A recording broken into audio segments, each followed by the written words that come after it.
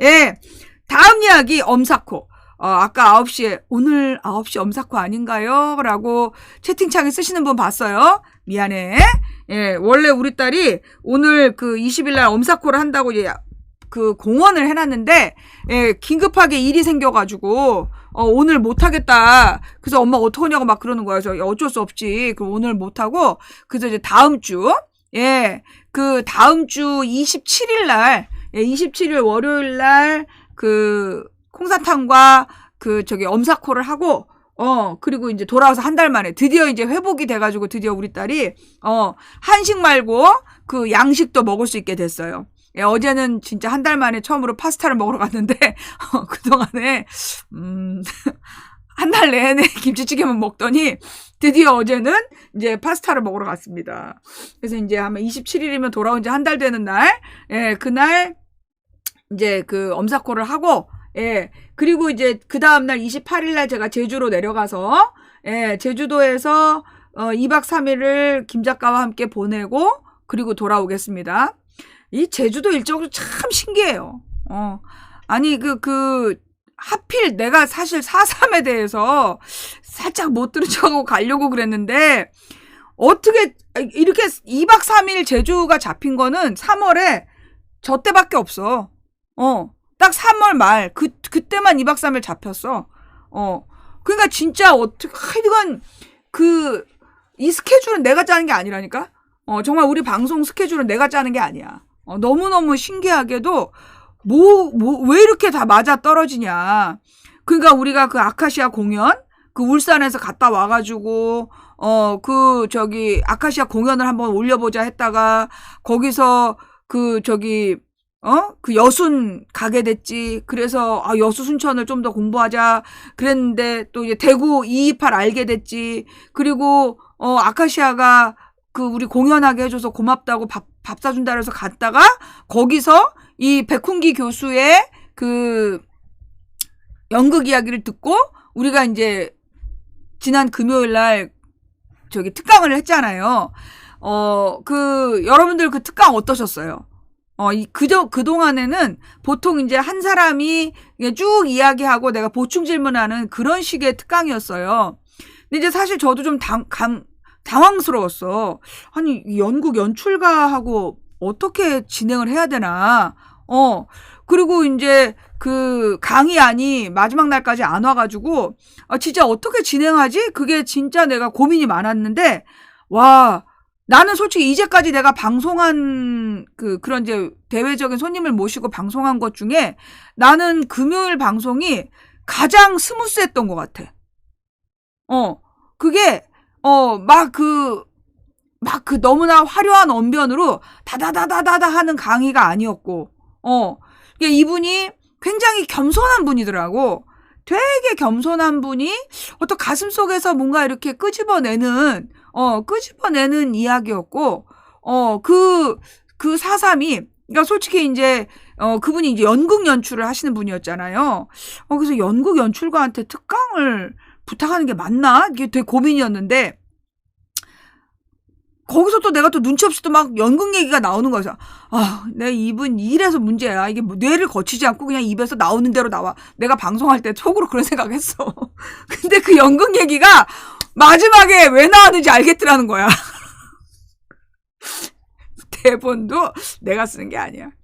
이거 처음에 막 연극 얘기가 나오길래, 그래. 내가 이제 거의 치매야. 거의 이제 내가 내 입을 주관할 수가 없어. 막 이러면서 막 연극 얘기를 했단 말이야?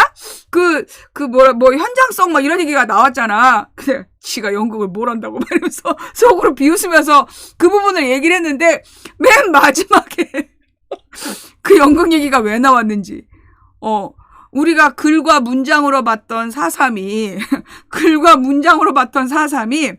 그 백훈기 교수의 그 특강을 통해서 정말 현장감 있게, 마치 지금 벌어지고 있는 것처럼 그 연극 무대의 동시성처럼 우리가 가슴으로 느낄 수 있는 4.3이었다. 내가 그 강의를 다 마치고 나서, 와, 진짜 하피디의 능력은, 진짜 너무 대단하다. 아니, 나 솔직히 내가 그때 상태가 너무 안 좋았기 때문에 내가 무슨 말을 하는지도 몰랐어. 내가 그날도 막 오전 내내 누워있다가 못 간다 그럴까? 안 간다 그럴까? 못 간다 그럴까? 그러다가 씻고 나갔단 말이야. 그러니까 그날 방송이 잘 될까?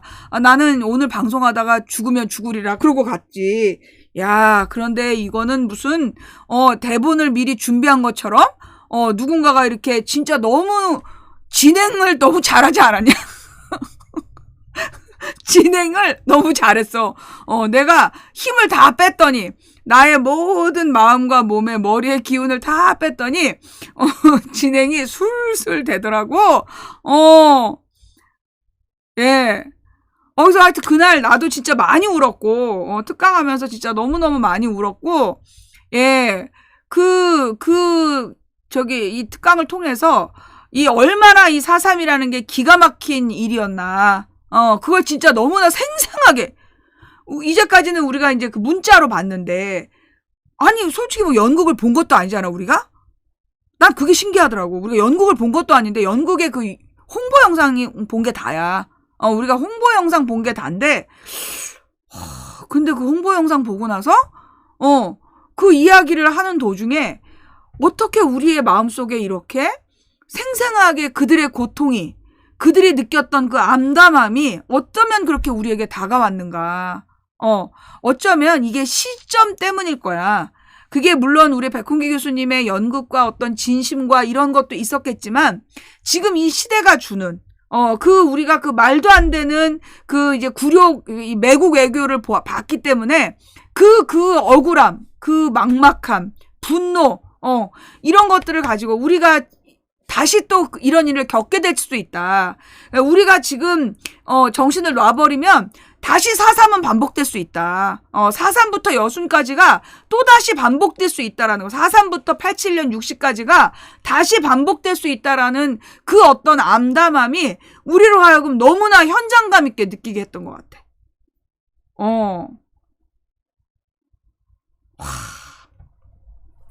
내가 이제 이재명을 정말로 용서할 수 없었는데, 지금은 이재명에 대한 미움을 접을 때다. 지금 이재명이 밉다 어쩌다 이것보다 지금 저 매국노 놈들을 때려잡아야 된다. 이거 그대로 우리가 지금은 정말 우리가 좌우합작 할 때가 맞다. 지금은 강아지 고양이 힘도 보태야 되는 상황이라 진짜 지금 뭐 이 사람은 안 돼, 저 사람은 안 돼, 이런 생각으로 우리가 갈라치기 할 때가 아니다. 그런 마음으로 이제 내가 마음을 이제 다잡아 먹고 꿈을 깬 다음에 2년 만에 CBS 김현정의 뉴스쇼를 들어갔어. 내가 2년 만에 그 김현정의 뉴스쇼, 그 프로를 CBS를 키고 들어갔는데, 태극기 부대와, 또 마침, 나 진짜 재수가 없으니까, 또 마침 또 박용진이야. 내가 진짜 싫어하는. 민주당 내가 제일 싫어하는 게 박용진인데, 박용진이 인터뷰를 하고 있더라고. 그런데 그 박용진한테 내가 이렇게 사람 미워하면 안 된다라는 거. 그러니까 내가 미워하는 사람만 콕 보여주시는 하나님. 네가 뭔데 심판하냐.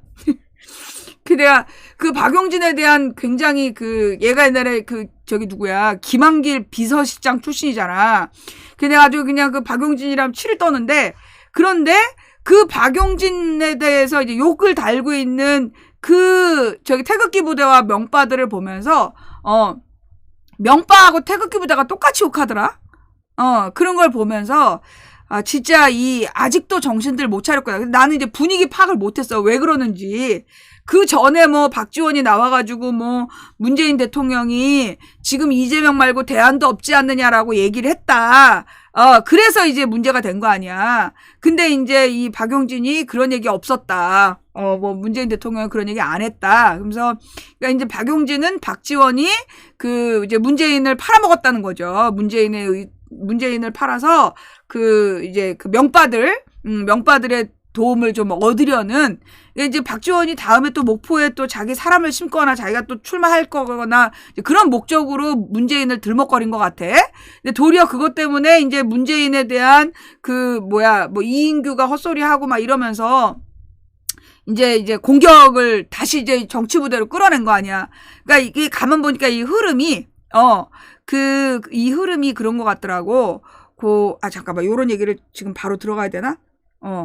잠깐만, 일단 여기 그 편집점 한번 만들고.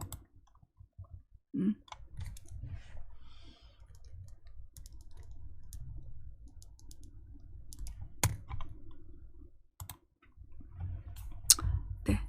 어서오세요, 어서오세요. 레전드 경선쌤이 진행하는 인생 공부방, 3월 20일, 예, 방송에 오신 모든 분들을 환영합니다. 예. 일단 이제 내가 이제 지금 이 상황이 비상시국이란, 내 지난 2년 동안 여러분도 아시겠지만 절대 무슨 집회도 안 나가고 정치적인 사람들의 모든 걸 뭐 나한테 무슨 집회하라면 다 차단했어.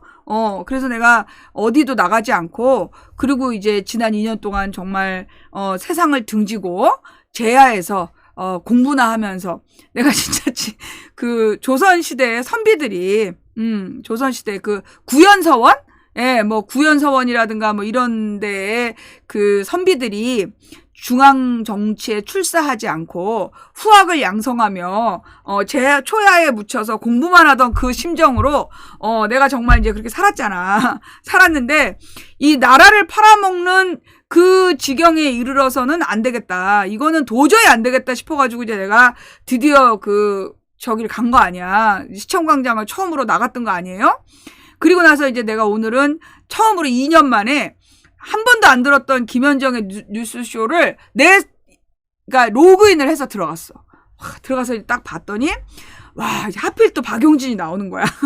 내가 토요일 날, 막 그 몸도 아픈데 이제 거길 막 또 미리 내려갖고 걸어서 거기를 갔는데, 내가 사실 늦게 간 이유는 이재명 꼴보기 싫어서 이재명 이재명 지나간 다음에 들어가야지 이러면서 갔는데, 와, 진짜 하나님이 나의 그 나쁜 마음을 딱 보셔가지고 이재명 그 연설할 때 딱 들여보내신 거야.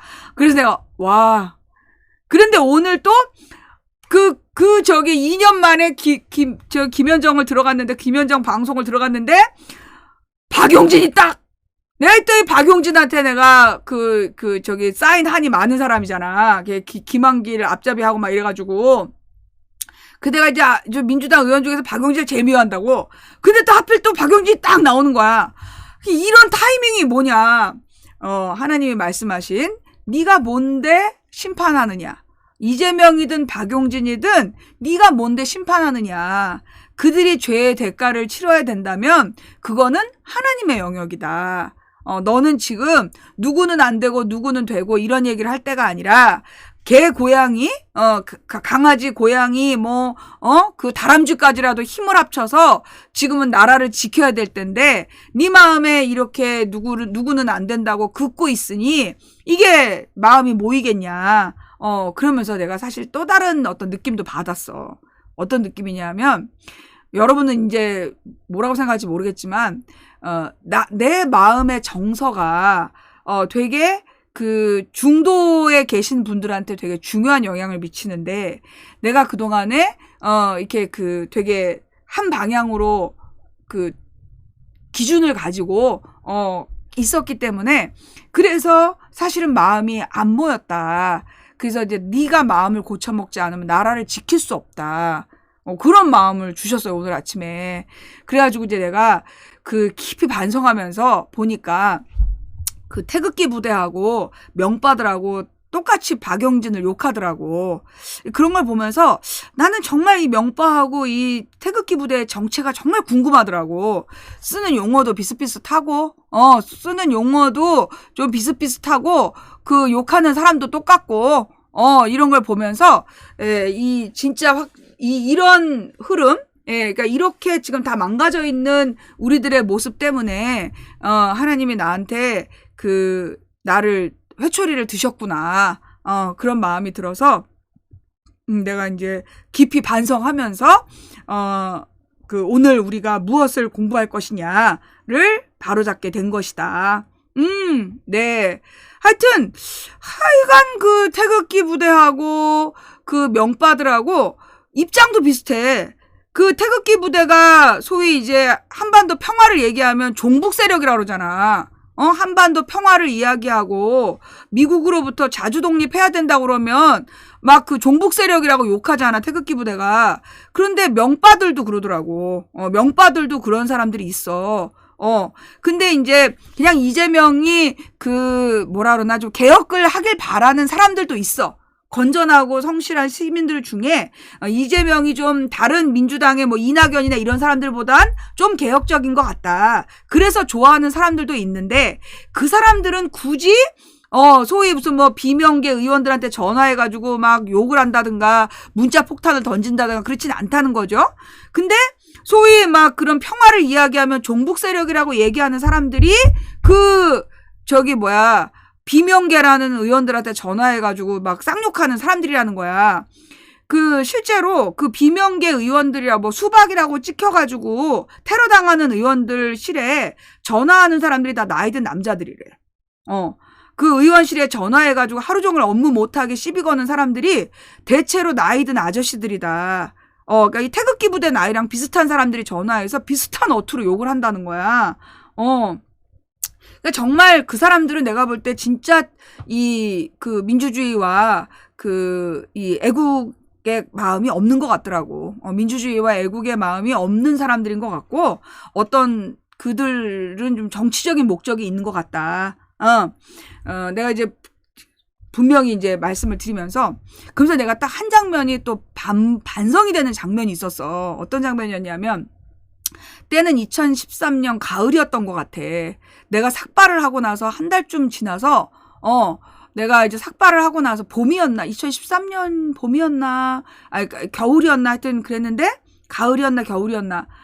내가 이제, 2014년 3월 1일.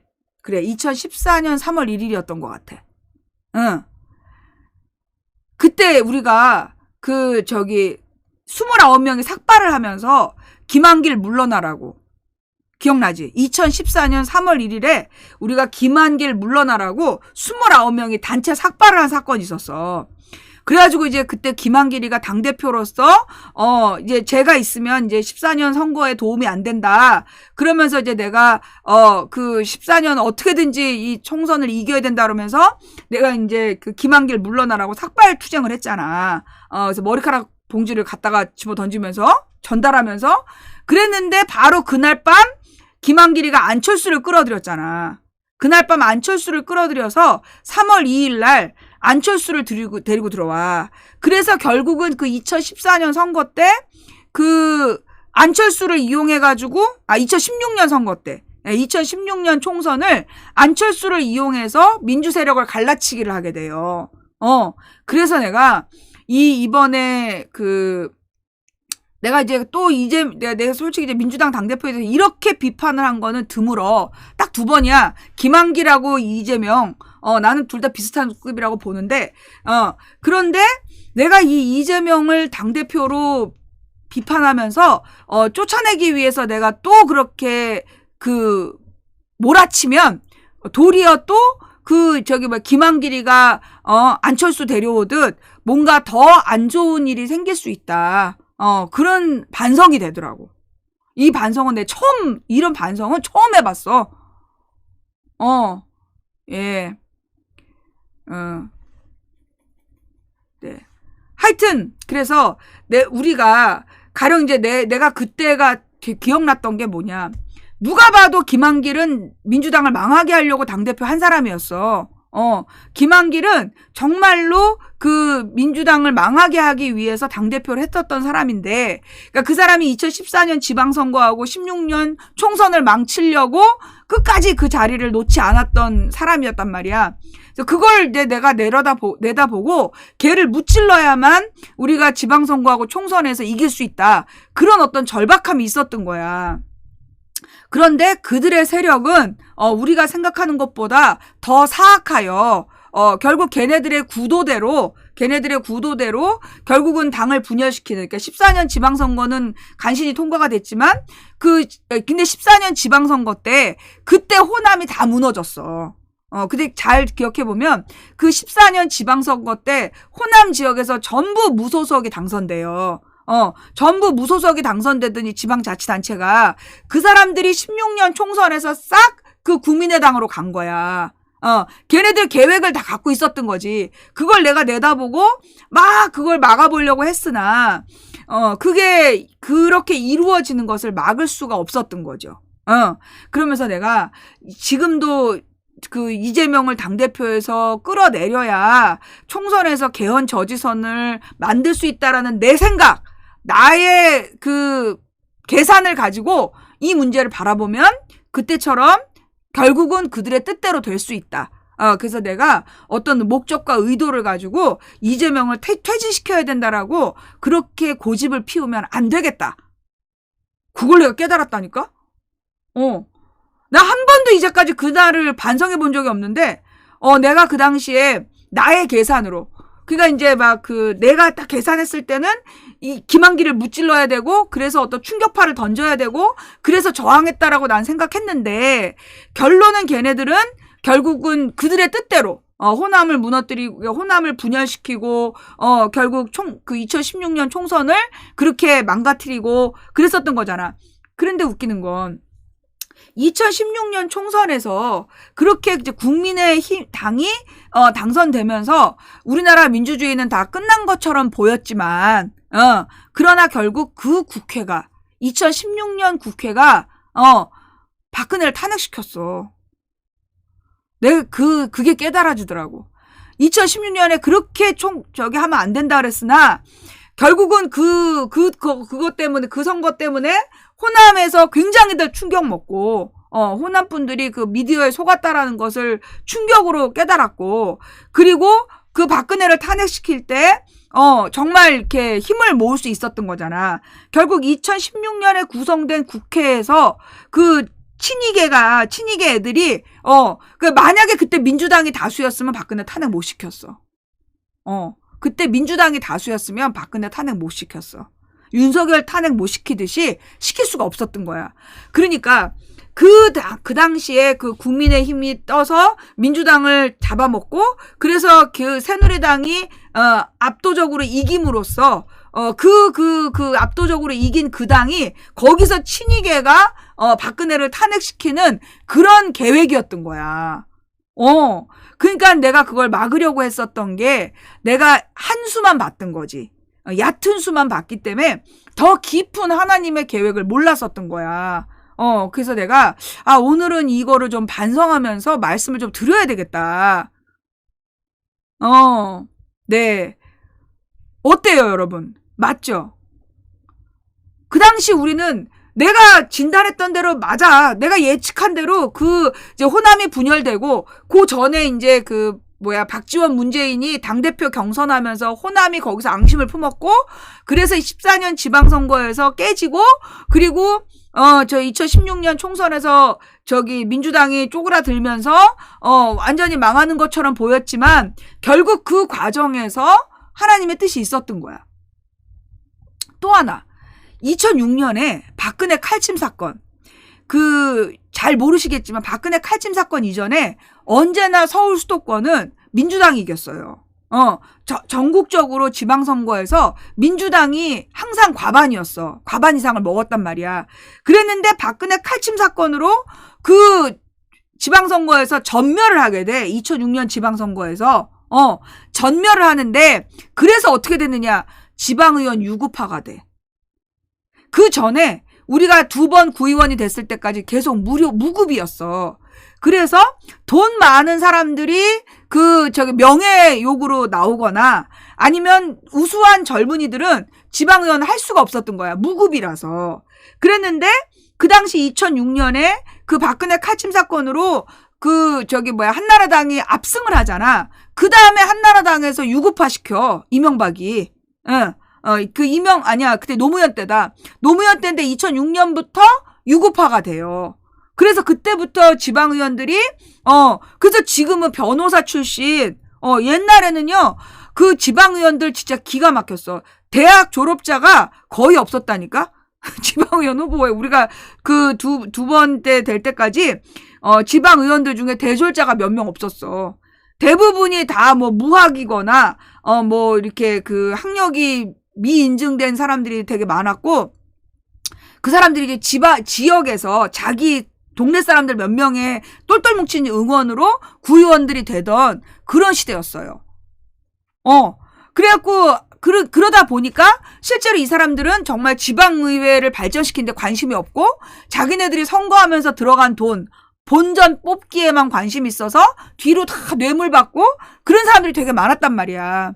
그래서 진짜 지방의회가 정말 부끄러웠어. 2006년 이전에는. 그랬는데 2006년에 그 당시 한나라당이 전부 다 압승을 해가지고 민주당이 완전히 쪼그라들면서 그때 살아남았던 민주당 의원들은 그래도 인정받는 사람들, 괜찮은 사람들만 살아남고 이제 나머지는 다 이제 망했었던 거잖아. 근데 그 결과 그래서 그 한나라당이 당선되면서 지방 의원들이 일단 유구파가 됐고 그때 한번 다 떨어졌잖아. 물갈이가 된 거야. 지방 의원들이 다 물갈이가 되면서 그래서 2010년에는 2010년 지방 의원들은 대체로 다 좀 괜찮은 사람들이 좀 내용 있는 사람들이 2010년에는 지방 의원이 많이 됐어요. 절반 이상이 쓸만한 사람들이 지방 의원들이 되게 돼. 물갈이가 된 거였던 거야. 그러니까 어떻게 보면 이제 우리가 어떤 선거를 바라볼 때 무조건 어느 당이 다 이겨야 된다. 그렇게 생각하면 안 되겠다. 지방의원 수준이 2010년에 확 높아진 게 2006년에 청소가 됐어. 정리가 돼가지고 2010년에 지방의원들 수준이 좀 나아진 거예요. 예, 이제 그런 면들이 좀 있더라. 그러니까 지금 벌어지고 있는 모든 일들에는 다 이유가 있다. 그러니까 저 나라를 팔아먹는 짓을 하는 것을 보면 너무 가슴 아프지만 그게 이유가 있어. 저런 행위를 하기 때문에 결국 그들 세력이 망할 거예요. 여러분 믿으셔야 돼요. 믿으셔야 합니다. 쟤네가 지금 나라를 팔아먹는 짓을 해서 막 너무 분노해가지고 잠도 못 자고 힘드시죠? 그러지 말라고. 정해준 수순이야. 쟤네들이 저런 짓을 해서 결국은 국민들의 밑바닥을 깨울 날이 옵니다. 예, 정말 쟤네들이 저런 짓을 해서 결국 지금 참고 있는 국민들이 다시 들고 일어나는 그런 날이 반드시 와요. 그러니까 두려워하지 마세요. 예, 그러니까 두려워하지 마시라. 그리고 지금부터 벌어지는 모든 일은 이게 다 하나님의 원대한 계획 속에서 벌어지는 거다. 우리가 2006년에 지방선거 질 때는 세상이 무너지는 것 같았어. 그리고 이제 2008년에 이제 이명박과 한나라당이 대통령 선거 이기고 총선도 다 이기는 거예요. 그때 걔네들이 개망나는 짓을 하는 바람에 박근혜가 개혁적인 공약을 내세웠던 거야. 그리고 그런데도 이제 김한길이가 나타나고 민주당을 죽이고 그래서 이 호남이 분열되고 그리고 2014년 16년 선거가 망했지만 결과적으로 그들을 이용해서 하나님은 박근혜를 탄핵시키면서 그 세력 공안 통치 세력을 정리하셨던 거지. 박정희의 잔당들을 정리하는 그 과정을 삶으셨던 거고. 그리고 이제 지금 그 뒤에 문재인 정부 때 분명히 내가 볼 때 우리는 민주 세력들이 한계를 본 거예요. 옛날에 김영삼이 그거 하기 전까지 아무도 몰랐어. 남북 간에 전쟁하는 줄 알았다는 거야. 김영삼이 김일성을 만나서 남북 정상회담을 해가지고 종전선언을 하려고 그랬던 거야. 김영삼이. 그랬는데 그 휴전협정이 우리나라 대통령한테 종전협정할 권한이 없다는 걸 그때 알게 돼. 김영삼이 그걸 시도하기 전까지는 김일성하고 김영삼이 그러니까 정상회담을 하기 전까지는 남북 문제는 남과 북이 화해하면 되는 줄 알았어. 우리 민주 세력들이. 그러니까 그걸 몰랐던 거야. 그러니까 그랬는데 그때 김영삼이 시도했다가 실패하고 김일성 수령이 그쪽에서 이제 심장마비로 죽는 바람에 그러면서 그 과정에서 안 된 거야. 안 되면서 이게 우리는 휴전협정에 우리가 낀 게 아니었구나. 우리 한국은 지금 휴전협정에 들어간 게 아니고 결국 미국하고 북한이 전쟁 중이라 우리는 한미 동맹이라는 것 때문에 우리가 이 전쟁에 들러리로 모든 피해를 보고 있는 거구나를 그때 다 알게 된 거야. 그전엔 잘 몰랐어요. 대중적으로 우리나라가 남과 북이 화해해서 될 수 없다라는 걸 몰랐어. 그때 처음으로 이제 알려졌고, 그 다음에 이제 그래서 김대중이 대통령이 된 다음에 김정일 위원장이랑 남북 정상회담을 처음으로 이루어냈잖아. 6.4 선언을 하고 6.15 선언을 하고 그 다음에 노무현 대통령이 14 선언을 했는데, 그때까지만 해도 그 10년이 한반도의 평화 시기였어. 한반도의 전쟁의 공포와 위험이 없던 유일한 10년이었어. 그런데 바로 이명박이 되면서 모든 걸 무효로 만들었잖아. 모든 걸 무효로 만드는 걸 보면서 문재인 정부는 그거보다 더 한 발짝 더 나아갈 계획을 세웠던 거야. 그래서 군사적인 위협을 해소하겠다라는 군사 협정을 맺었단 말이야. 남북 군사 협정을. 그것도 무효가 될 수 있다라는 것을 우리가 배운 거야. 그러니까 이 지난 모든 과정은 정말 너무나 안타깝게 보였지만 사실은 그걸 통해서 우리는 보다 더 명확하게 알게 된 거죠. 명확하게 무엇이 우리의 문제인지를, 우리의 한계가 무엇인지를 알아나가는 과정이었다는 거야. 뭔 얘기인지 알겠지? 그래서 역사적으로 벌어지고 있는 모든 현상들은 결국 다 의미가 있는 거예요. 그러니까 왜 그 김대중 대통령이 옛날에 역사는 나선형으로 발전한다 그랬단 말이야. 근데 그게 김대중 대통령 말이 아니라 옛날에 그게 이제 변증법적 변증론자들이 했단 말이야. 역사는 나선형으로 발전한다. 근데 좌우지간 후퇴하는 것 같고 잘못 가는 방향으로 보이지만 그게 결국은 끝을 쳐야 다시 일어날 수 있는 힘이 생기는 거죠. 가령 멀리 뛰기를 할 때 몸을 최대한 웅크렸다가 날아오르듯이 다 날아오르듯이 지금 최대한 뒤로 후퇴하는 것 같을 때, 그때 여러분은 어떤 생각을 해야 돼? 당모가지를 비틀어도 새벽은 온다. 김영삼이 한 말이죠. 김영삼이 박정희 때 했던 말이라고 그래. 확실하진 않은데 하여튼 김영삼이 했던 말로 유명한 말이야.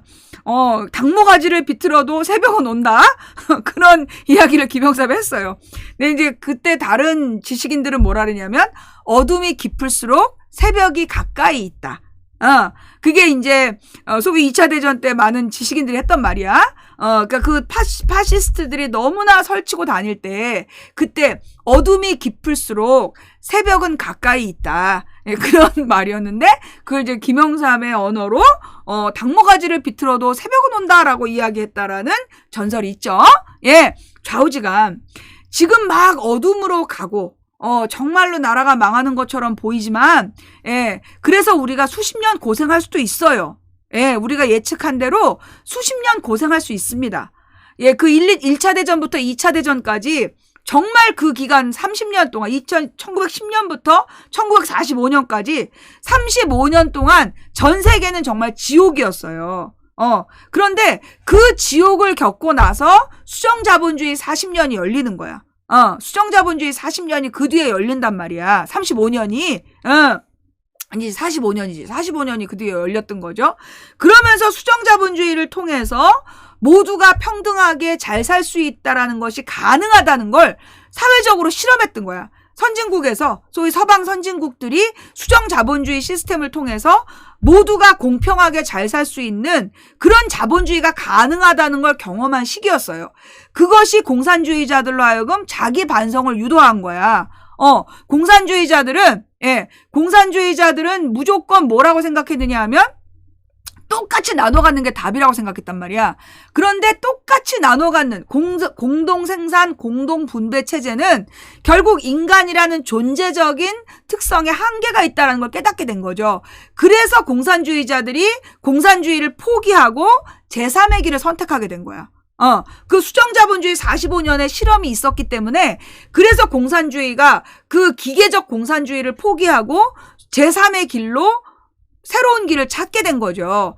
그 제3의 길이 중국을 통해서 이제 지금 계속 완성되어 가는 건데 그 완성되어 가는 이 제3의 길을 보고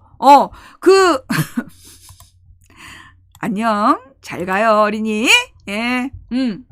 그래서 러시아는 그렇지 못해. 러시아는 아직 경제적으로 중국처럼 제3의 길을 확보하지 못했어요.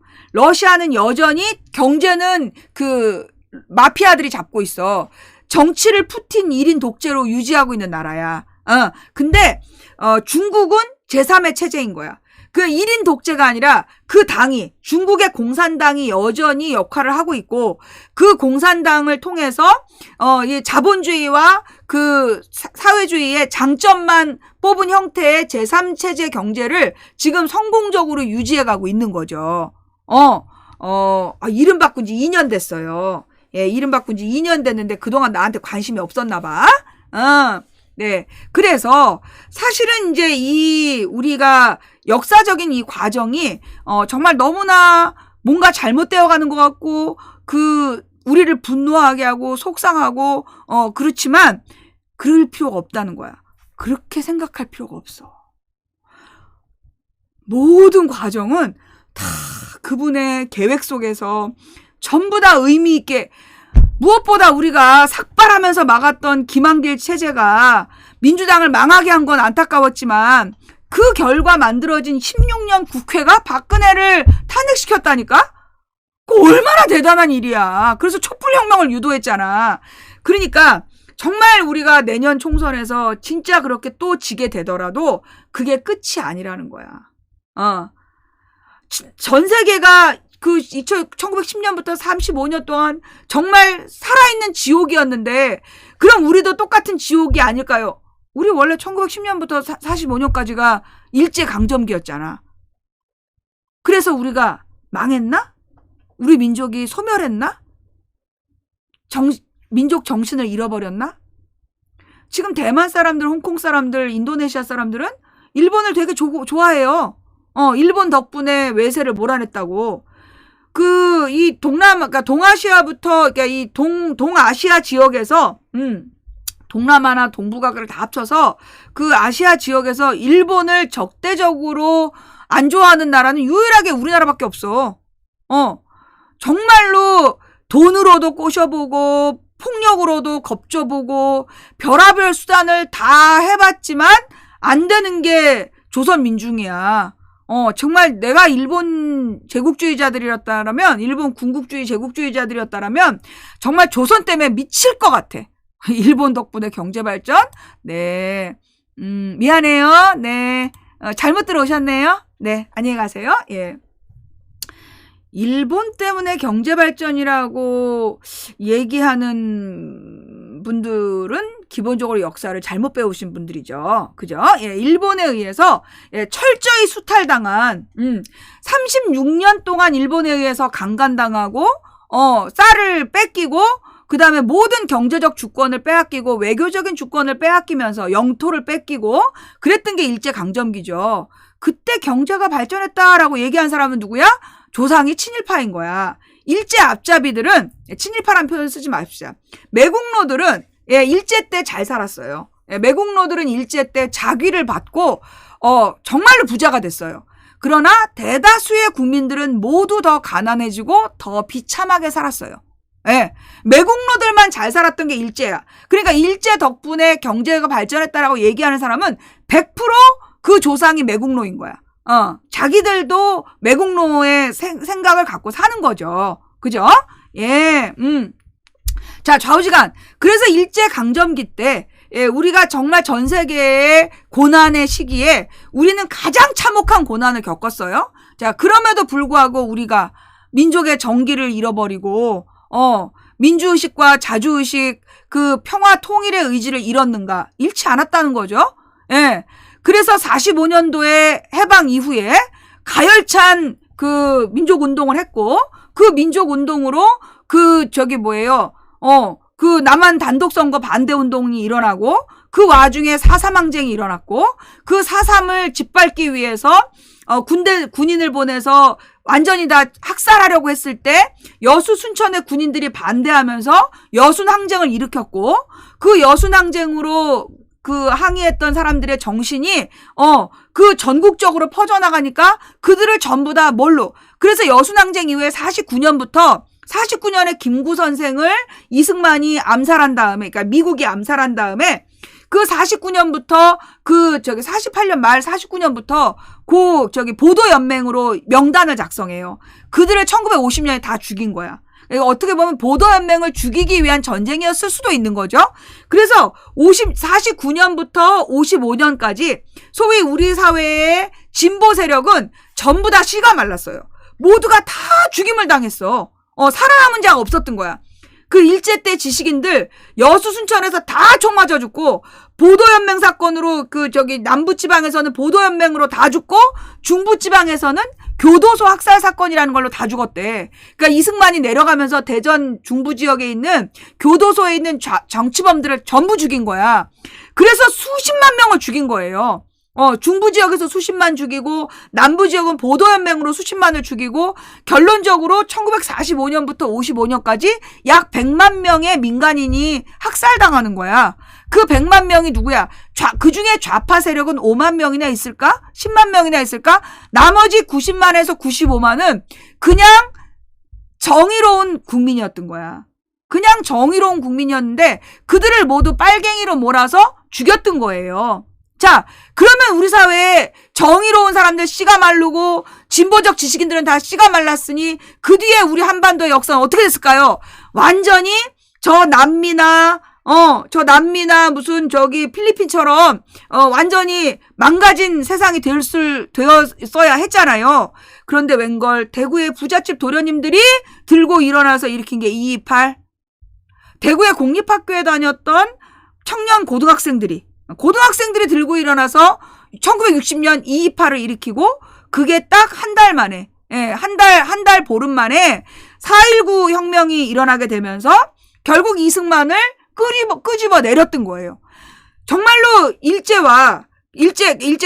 제국주의자들과 미제국주의자들과 이승만 일당은 1945년부터 55년 동안 10년 동안 학살을 했으니 씨가 말랐을 거다. 더 이상 이 나라에서 민주화, 자주화, 통일을 이야기한 사람은 없다라고 확신했을 텐데 5년 만에 대구에서 228이 일어나. 그 228 때문에 4.19가 일어나. 그 4.19 때문에 이승만이 결국 쫓겨나. 그게 우리의 역사야. 그리고 나서 박정희가 들어와. 박정희를 막 조선일보, 동아일보가 주도해가지고 영웅으로 만들어. 그래서 막 히틀러 저리 가라 하는 인기를 구가했어. 그래서 박정희 시대는 영원히 미제국주의의 안정적인 식민지 대리 통치로 성공하는 듯 했으나 1964년부터 진행된 일본과의 굴욕적인 외교, 한일 관계 정상화를 하겠다. 한일 수교를 맺겠다. 그래서 누가 일어나? 서울 수도권의 도련님들 경기고등학교에서 들고 일어나.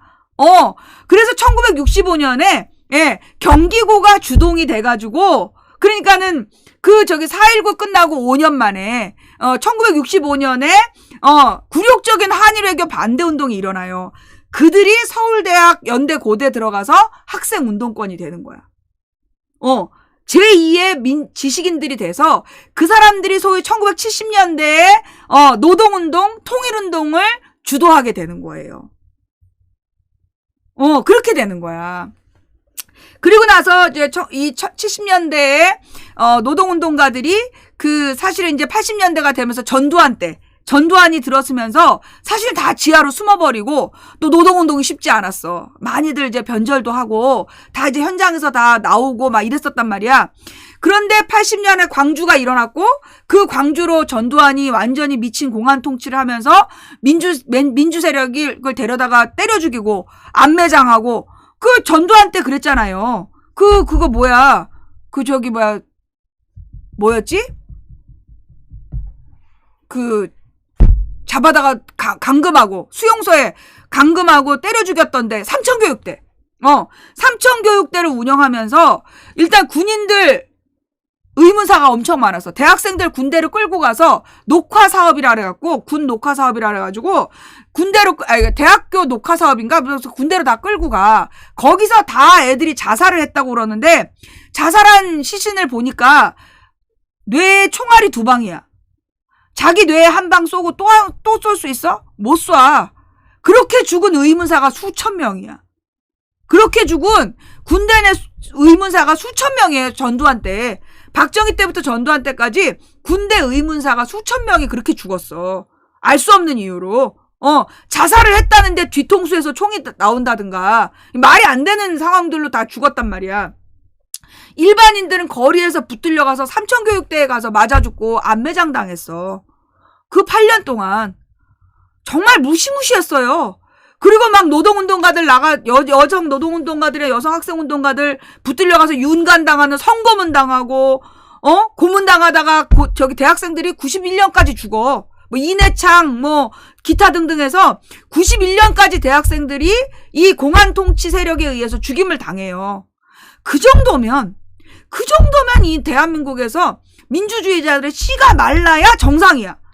어떤 나라에서도 그만큼 오래 싸울 수 없어. 근데 87년 60항쟁이 일어나잖아. 87년 60항쟁이 일어나서 결국 전두환 독재 체제가 끝나게 되는 거잖아요. 민주헌법 시대가 일어났던 거죠. 그 다음에 미국과 일본은 돈을 풀어.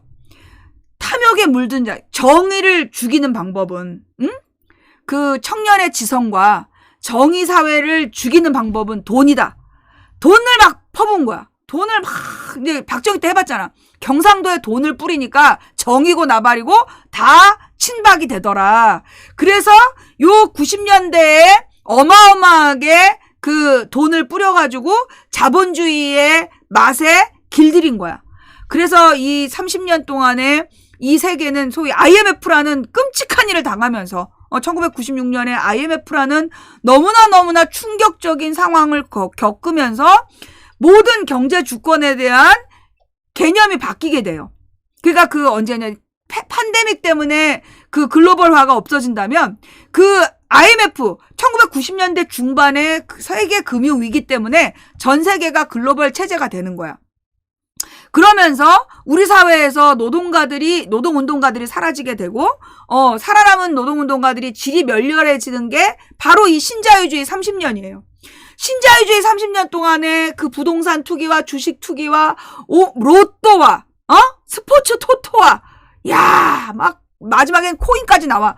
별의별, 막 그 도박, 뭐 월드컵 도박, 그런 것들로 막 경륜, 그 다음에 경마. 와, 진짜 우리 사회를 병들게 하기 위한 갖가지, 이 민중들을 병들게 하는, 어마어마한 경제 범죄들이 일어납니다. 다단계. 1990년대부터 일어났던 다단계, 금융 사기 사건. 어마어마했잖아요. 그 정도 당했으면, 이 나라 국민들은 어떻게 해야 돼? 완전히 그 좀비가 돼야 정상이야. 그런데 2016년 겨울부터 2017년 봄까지 촛불 혁명에 가담해. 원래 그들의 계획은 박근혜를 탄핵 심판했다가 기각시키는 게 계획이었는데 민심이 너무 뜨겁게 들고 일어나서 마지막까지 200만이 모이니까 얘네가 어쩔 수 없이 박근혜를 탄핵시킬 수밖에 없었던 거죠. 헌재에서. 그러나 우리 국민들을 분노시켰던 8가지 이유가 아니라 세월호도 아니고 뭐 직무유기도 아니고 머리에 뽕 넣고 잠만 잤다 이런 것 때문에 탄핵당한 게 아니라 재벌들 삥 뜯었다는 명분으로 탄핵을 시켰지만 어쨌거나 그렇게 해낼 때 200만 명이 모여가지고 촛불혁명을 하는데 전 세계가 깜짝 놀랐던 건 마지막까지 폭력 행위가 없었다라는 거. 어떻게 한국인은 6개월 동안, 그러니까 그게 11월부터 4개월이죠. 4개월 동안 촛불혁명을 하는데 단 한 차례도 이 탄핵을 요구하는 사람들이 폭력 행위를 사용하지 않았다. 너무나 완벽하게. 절도나 약탈이나 이런 것들이 방화나 전혀 일어나지 않고 처음부터 끝까지 춤추고 노래 부르면서 평화 시위를 통해서 정권을 바꾸더라. 그래서 대한민국의 민주주의가 얼마나 위대한가 온 세계가 알았는데 윤석열이 당선되더라. 그 온 세계가 지금 의문에 빠진 거야. 세계인들이 아니 어떻게 저 위대한 대한민국에서 윤석열 같은 자기 나라를 잘 알지도 못하는 자기 나라의 안전을 다른 나라에 팔아먹는 저런 사람을 어떻게 대통령을 뽑았지? 그게 모두의 의문이래요. 이게 유럽의 지식인들의 진짜 의문은 어떻게 대한민국에 저런 사람이 대통령이 됐을까? 그게 궁금하다는 거야. 그런데 윤석열이 대통령이 됐어야만 우리 한국 사회의 마지막 남은 문제, 검찰공화국과 일제 앞잡이들, 그들이 정리될 수 있었던 거야. 우리 대한민국에 옛날에 45년부터 55년은 경찰 독재 국가였어요. 그 다음에 60년대부터 87년까지는 정보당국, 안기부, 그러니까 기무사 안기부의 독재 시대였어요. 그죠? 그 다음에 90년대부터가 검찰 독재 시대예요. 이 검찰 독재 시대를 끝내기 위해서, 검찰 독재 시대를 끝내기 위해서 필요했던 게 뭐야? 윤석열이었던 거야. 이건 엄청난 계획이에요. 또, 우리 사회의 이제 남은 독재 문제가, 그러니까 소위 이제 이 검찰 독재 문제와, 그 다음에 일제 앞잡이들.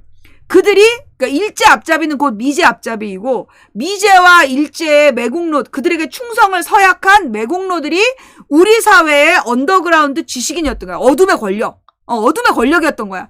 그들이 사라지지 않으면 한반도에 뭔 없어? 평화는 없어. 민주주의도 없어. 다 같이 잘 먹고 잘 살 수가 없어. 그러니까 이번에 윤석열이 된 거야. 누구 덕분에? 이재명 덕분에. 이재명의 치명적인 단점이 윤석열을 당선시킬 명분을 만들어 준 거야. 그 결과 윤석열 때문에 미국과 일본 제국주의자들의 앞잡이들이 이제 그 본질을, 그들의 탐욕이 바닥까지 다 드러나고 검찰공화국의 위험성이 다 드러나서 이제 그들의 종말이 다가오는 거야. 박근혜가 대통령이 되지 않았으면 박근혜가 지금도 살아있는 권력이었을 거잖아. 여러분 기억나죠? 내가 이 말 분명히 했어. 2012년에 박근혜가 대통령 됐을 때 다들 분노했지만 그때 박근혜가 대통령이 안 됐으면 지금도 박근혜는 살아있는 권력이었을 거라고. 대통령을 한번 해서 그녀가 얼마나 머릿속에 주름이 없는지가 드러나서 머리카락 뽕만 있지 머릿속에 주름이 없다는 게 드러나지 않았으면 지금도 그들은 살아있는 권력이었을 거라는 거죠. 윤석열이 대통령이 되지 않았으면 미일 제국주의 앞잡이들과 검찰 공화국의 맹점이 이렇게 드러나지 않았겠죠. 난 정순신이 애국자라고 봐. 정순신을 그 자리에 앉힌 윤석열의 안목, 한동훈의 안목 정말 대단하다고 봐. 그래서 자기네들의 정말 밑바닥을 다 보여준 거잖아요. 정말 이건 사람이 하는 일이 아니야. 사람이 계획해서 되는 일이 아니에요. 네. 더 글로리 현실 가해자. 맞아요. 윤석열이 대통령이 되지 않았으면 검찰 독재 문제가 드러나지 않았어요. 작년 2월 20일로 난 정확히 기억해. 작년 2월 20일에 내가 정말 눈물을 흘리면서 하나님 이 나라를 버리지 마시고 정말 이 나라에 올바른 대통령을 뽑아달라고 내가 눈물로 기도하던 대통령 후보 등록하는 날이야. 그날 하나님께서 나에게 주신 말씀이 내가 이번에 또 아주 가치 없는 놈을 자리에 앉힐 거다. 그래서 그 놈을 통해 오른쪽 눈과 팔 하나를 잘라버리시겠다. 기억나죠?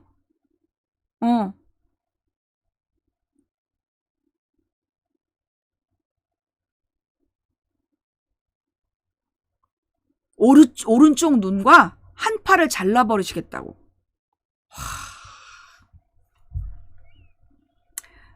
나는 이재명 때문에 일이 잘못될까봐 민주당이 계속 위기로 가고 그래서 결국 이재명 지지자들이 내년 총선을 말아먹을까봐 그게 너무나 두려웠던 거야. 그런데 그렇게 말아먹어야 되는 거야. 내가 이번에 딱 깨달은 게 그거야. 그가 말아먹더라도 말아먹게 해야 한다. 왜? 내가 김한길을 막아보려고 했으나 결국 김한길의 사명대로 민주당이 망하는 바람에 2016년 총선이 구성이 됐고 그 2016년 국회가 박근혜를 탄핵시켰잖아. 그러니까 하나님의 계획은 우리가 바라보는 수의 계산과는 다른 수를 갖고 계시다는 거야. 대단하지 않아요? 정말 대단하지 않아요? 이재명이 대가를 치러야 될 일은 그가 반드시 치르게 돼 있어. 그걸 내가 막을 필요 없다는 거지. 막을 필요 없다는 거야.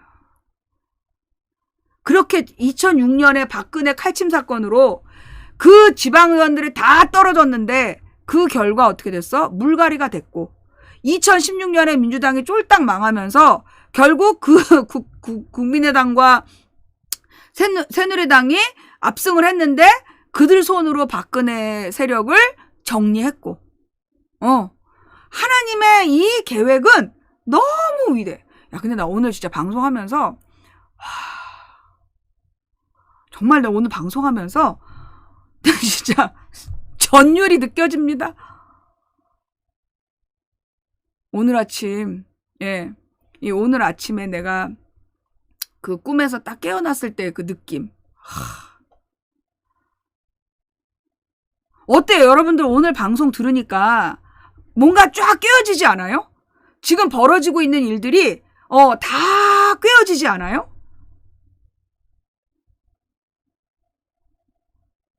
어깨들이 좀 가벼워지지 않습니까?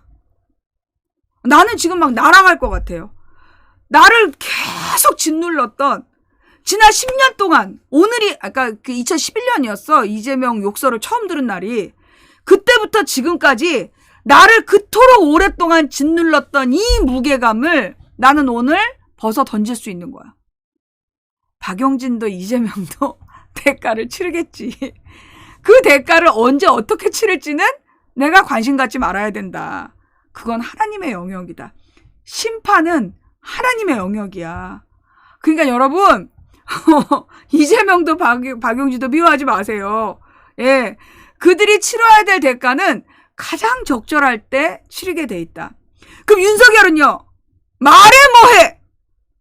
윤석열과 한동훈과 그 검찰 공화국 세력들이 검찰 독재 세력이 치를 대가는 말해 뭐 하겠어.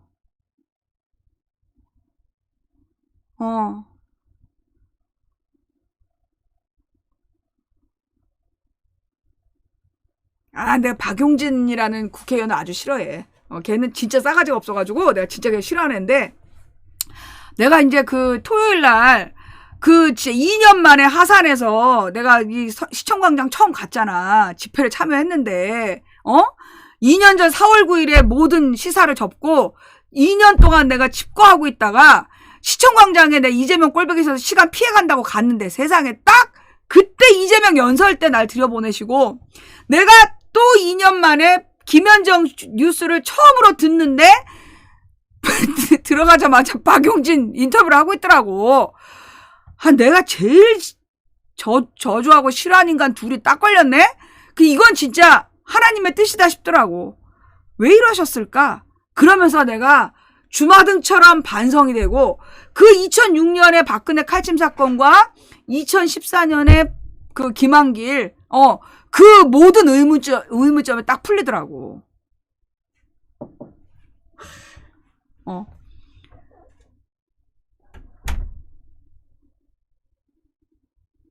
원수는 외나무다리에서 만나. 다 필요한 과정이에요, 여러분. 이게 다 있어야 될 과정이야. 네. 그래서 물론 여러분 그렇다 해서 우리가 고난받지 않는다는 뜻은 아니에요. 우리의 고난은 예정되어 있어요. 우리가 앞으로 고난을 받는 과정이 예정되어 있어. 그게 짧으면 30년, 길면 40년의 고난이 예정되어 있는데 그런데 이 기간은 우리가 단련되는 기간일 거다. 우리는 우주 최강의 이 민주시민으로 거듭나게 될 거다.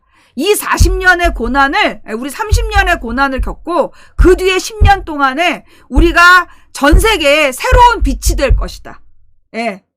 저 옛날에 영국이 세계를 지배했고 그 전에 스페인이 세계를 지배했고 그 뒤에 미국이 세계를 지배하는 그런 일들이 있었죠. 옛날에 알렉산더가 지배하고 로마가 지배하고 징기스칸이 지배하고 스페인이 지배하고 영국이 지배하고 미국이 지배하고 그랬던 나치와 미국이 미일 뭐 독재자들이 지배하는 시대가 있었다라면 앞으로 이 40년 동안 우리가 겪게 될 이 고난을 통해서 이 아시아가 비로소 깨어나고 조직화돼서 유라시아의 평화, 완전한 평화 체제를 만들 수 있게 될 것이다.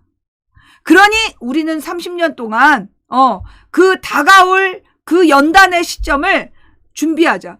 저 이스라엘 백성이 그 이집트에서 탈출해서 40년 동안 광야를 행군합니다. 떠돌아요. 너무너무 고생하면서 떠돌죠? 그러면서 그 이집트에서 영적으로 병들었던 세력이 모두 제거당해. 그리고 새로운 세대가 새 땅으로 가는 거야.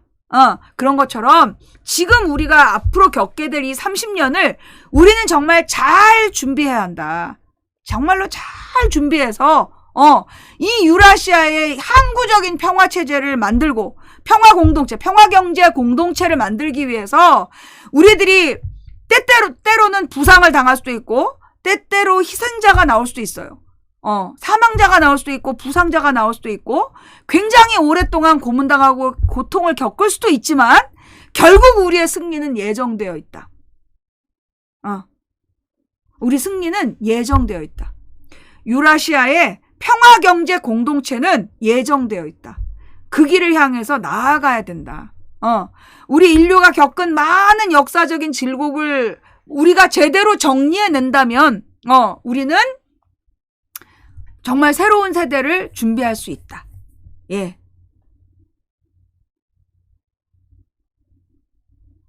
우리가 좀 더 단결하면, 우리가 좀 더 포용하면, 그래서 우리가 모든 민주 세력이 자주 평화, 민주를 사랑하는 세력들이 다 모인다라면 그 40년이 조금 빨라질 수도 있겠죠.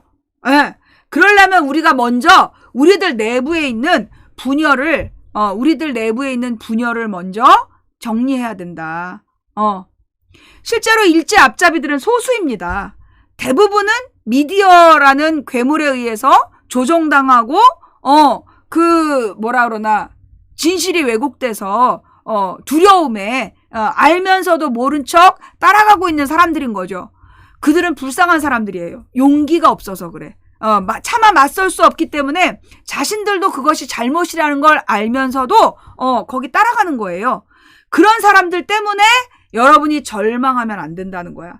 그들을 불쌍히 여겨야 돼. 지금 이 미일 제국주의 앞잡이, 검사 독재 앞잡이들, 그 댓글 부대들의 그 서슬퍼런 기세에 기가 눌려서, 꼼짝 못하는 그 사람들을 미워하지 마시고 불쌍히 여기셔야 돼요. 그리고 그들에게 진정한 자유, 모두의 자유. 내가 이 깨달음을 얻었다는 거 아니야. 응? 평등한 자유라는, 저 자유방패라는 이름이 없었으면 내가 그 자유의 본질에 대해서 깊이 묵상을 못했을 거야. 자유방패 훈련이란 이름에 분노하면서 누구를 위한 자유냐라고 물었더니 하나님이 네가 추구해야 될 것은 평등한 자유다. 이제까지 평등한 자유라는 이름으로 정리한 사람이 있었는지 모르겠지만 내가 무식해서 나는 처음 들었어요. 예. 평등한 자유. 민주주의의 본질은 평등한 자유야. 민주주의가 이야기하는 자유는 평등한 자유야. 이제까지 평등과 자유를 우리는 구분해서 봤어요. 예. 달리 본 거야. 그렇지 않아. 민주주의의 본질은 평등한 자유였던 거야. 와, 이거 엄청난 깨달음 아니냐? 와. 이게 다 나처럼 뇌가 순수하고 아무것도 들어있는 게 없어야 이렇게 보내는 내용이 바로바로 이제 입력이 되는 거야. 뭔가 머릿속에 들은 게 많으면 이런 게 안 떠올라요.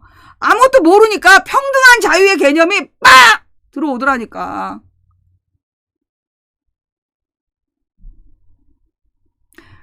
여러분, 그 성경에는 이렇게 얘기를 하더라고요. Equal justice for all. equal justice for all. 모두를 위한 평등한 정의. 이 성경에서 이야기하는 건 뭐냐면 equal justice야. 똑같은 정의. 누구에게나 이 정의는 뭐 가난한 자나 부자나 구분하지 않고, 가난하다고 무조건 편들어주지 말고 부자라고 무조건 편들어주지 말고 누구에게나 똑같은 정의 for all, 모두를 위한. 그걸 읽으면서 내가 평등한 자유라는 깨달음을 얻게 된 거예요.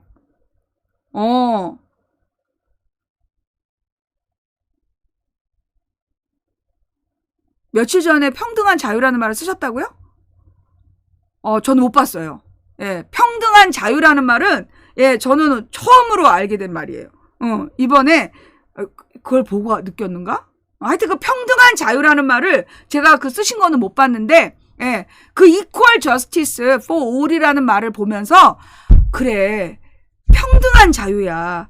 누구를 위한 자유냐? 부자들만 자유, 권력자들만 자유가 아니라, 미국과 일본의 자유가 아니라, 어저께 우리 남편이 하루 종일 스마트폰을 보는 거야. 그 왜 그러냐 했더니, 그 무슨 세계 무슨 야구 대회를 하는데, 야구 대회인가? 뭔가 무슨 대회를 한대.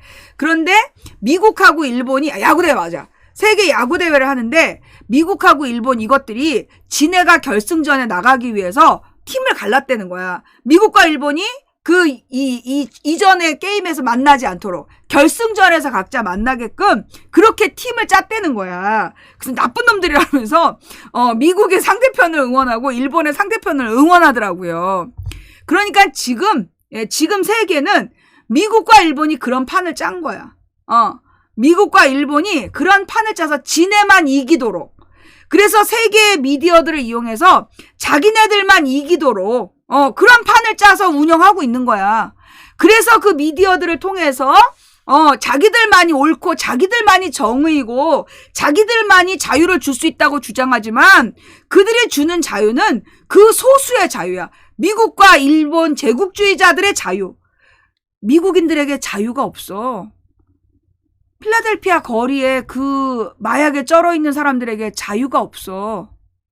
일본의 지식인들, 일본의 서민들, 정치인들 똑바로 쳐다도 못 보고 아직도 연필로 이름 쓰고 있는 일본의 서민들에게는 자유가 없어.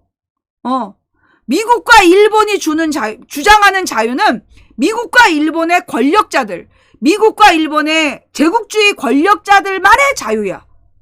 그들의 자유를 위해서 왜 전 세계 80억 인구가 왜 고난을 당해야 돼? 그럴 필요 없잖아. 왜 그들이 만들어 놓은 전쟁터에 왜 뛰어들어서 우리가 죽어야 되냐고.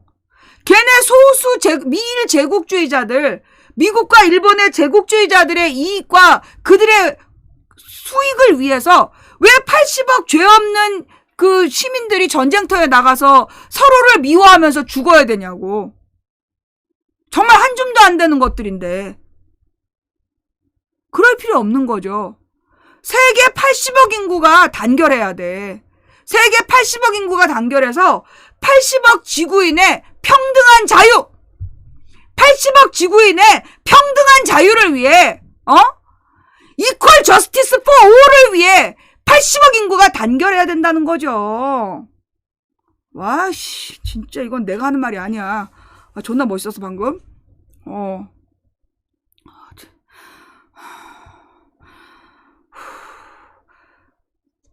잠깐, 예.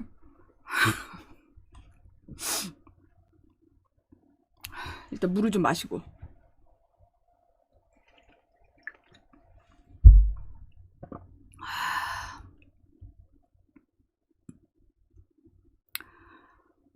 강제징용.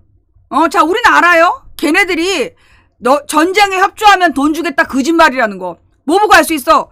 강제징용 간 사람들 돈 안 주는 거 봤잖아, 우리. 정신대 가면 돈 벌 수 있다 거짓말이라는 거 우리 다 알잖아. 미국과 일본이 주도하는 전쟁에 참여해봤자 우리한테 땡전 한 푼 안 떨어진다는 걸 우린 역사적으로 배웠어. 이번에 강제징용 배상을 저렇게 처리하는 걸 보면서 우리는 분명히 깨달았어.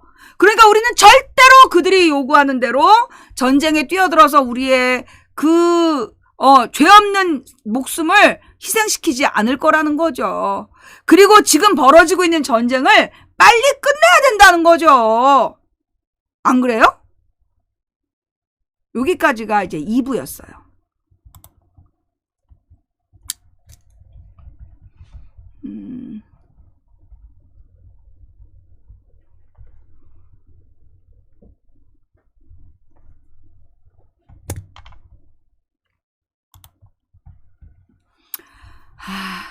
어서오세요, 어서오세요. 레전드 경선쌤이 진행하는 인생 공부방 3부 시간을 시작하도록 하겠습니다. 네. 유튜브에 올릴 때 노래가 들어가면 안 돼. 노래를 다 편집해야 되기 때문에 귀찮아서 노래 안 틀어. 네. 물론 방금 얘기한 거 소설이에요. 예. 있음직한, 그럼직한, 그게 소설의 특징이죠. 네. 자, 이제 3부 들어갑니다. 3부. 자, 오늘의 3부 이야기는 얼마 전에 미국의 실리콘밸리 은행이라는 게 파산을 했어요. 그 다음에 이제 스위스의 주요 은행 중에 하나인 CS가 휘청했다가 스위스 중앙은행의 긴급 수혈로 이렇게 간신히 생존했어요. 그죠? 그런데 지금 미국의 지방은행들이 다 도산하고 있대요. 예. CS로 막 CS를 띄워서 그러니까 스위스 은행이라는 거야, CS가. 크레딧 스위스인데 그 스위스 은행을 막 띄워가지고 위기에 빠졌다가 뭐 나아졌다라고 얘기하지만 실제로 지금 중요한 건 미국에서 SVB 실리콘밸리 은행이 파산한 다음에 미국의 지방은행들이 다 지금 도산하고 있다는 거예요. 지금 미국발 금융위기가 시작된 거야. 예, 미국발 금융은행이 시작된 거예요. 우리나라도 지금 지방은행들이 안전하지 않다고 난 생각해요. 예, 물론 이제 미국처럼 그렇게 급하게 빨리 망할지는 잘 모르겠지만 우리는 이명박 때 그걸 기억해야 돼. 이명박 때 있었던 사건, 저축은행 사태 기억나죠? 그 저축은행이 뭐였느냐 하면 옛날에 이제 김대중 정부 때, 김대중 정부 이전에 이제 김영삼이 집권해가지고 OECD에 우리가 가입을 해요. OECD에 가입해서 이제 우리도 글로벌 경제체제의 일원이 됐다라고 존나 좋아했어요. 근데 1년 뒤에 IMF가 와요. 왜 그랬느냐? OECD에 가입하면 OECD 기준에 맞았어야 됐던 거야. 예를 들어 노동시간 같은 거. OECD 국가들에게는 노동시간 규정이 있었던 거야.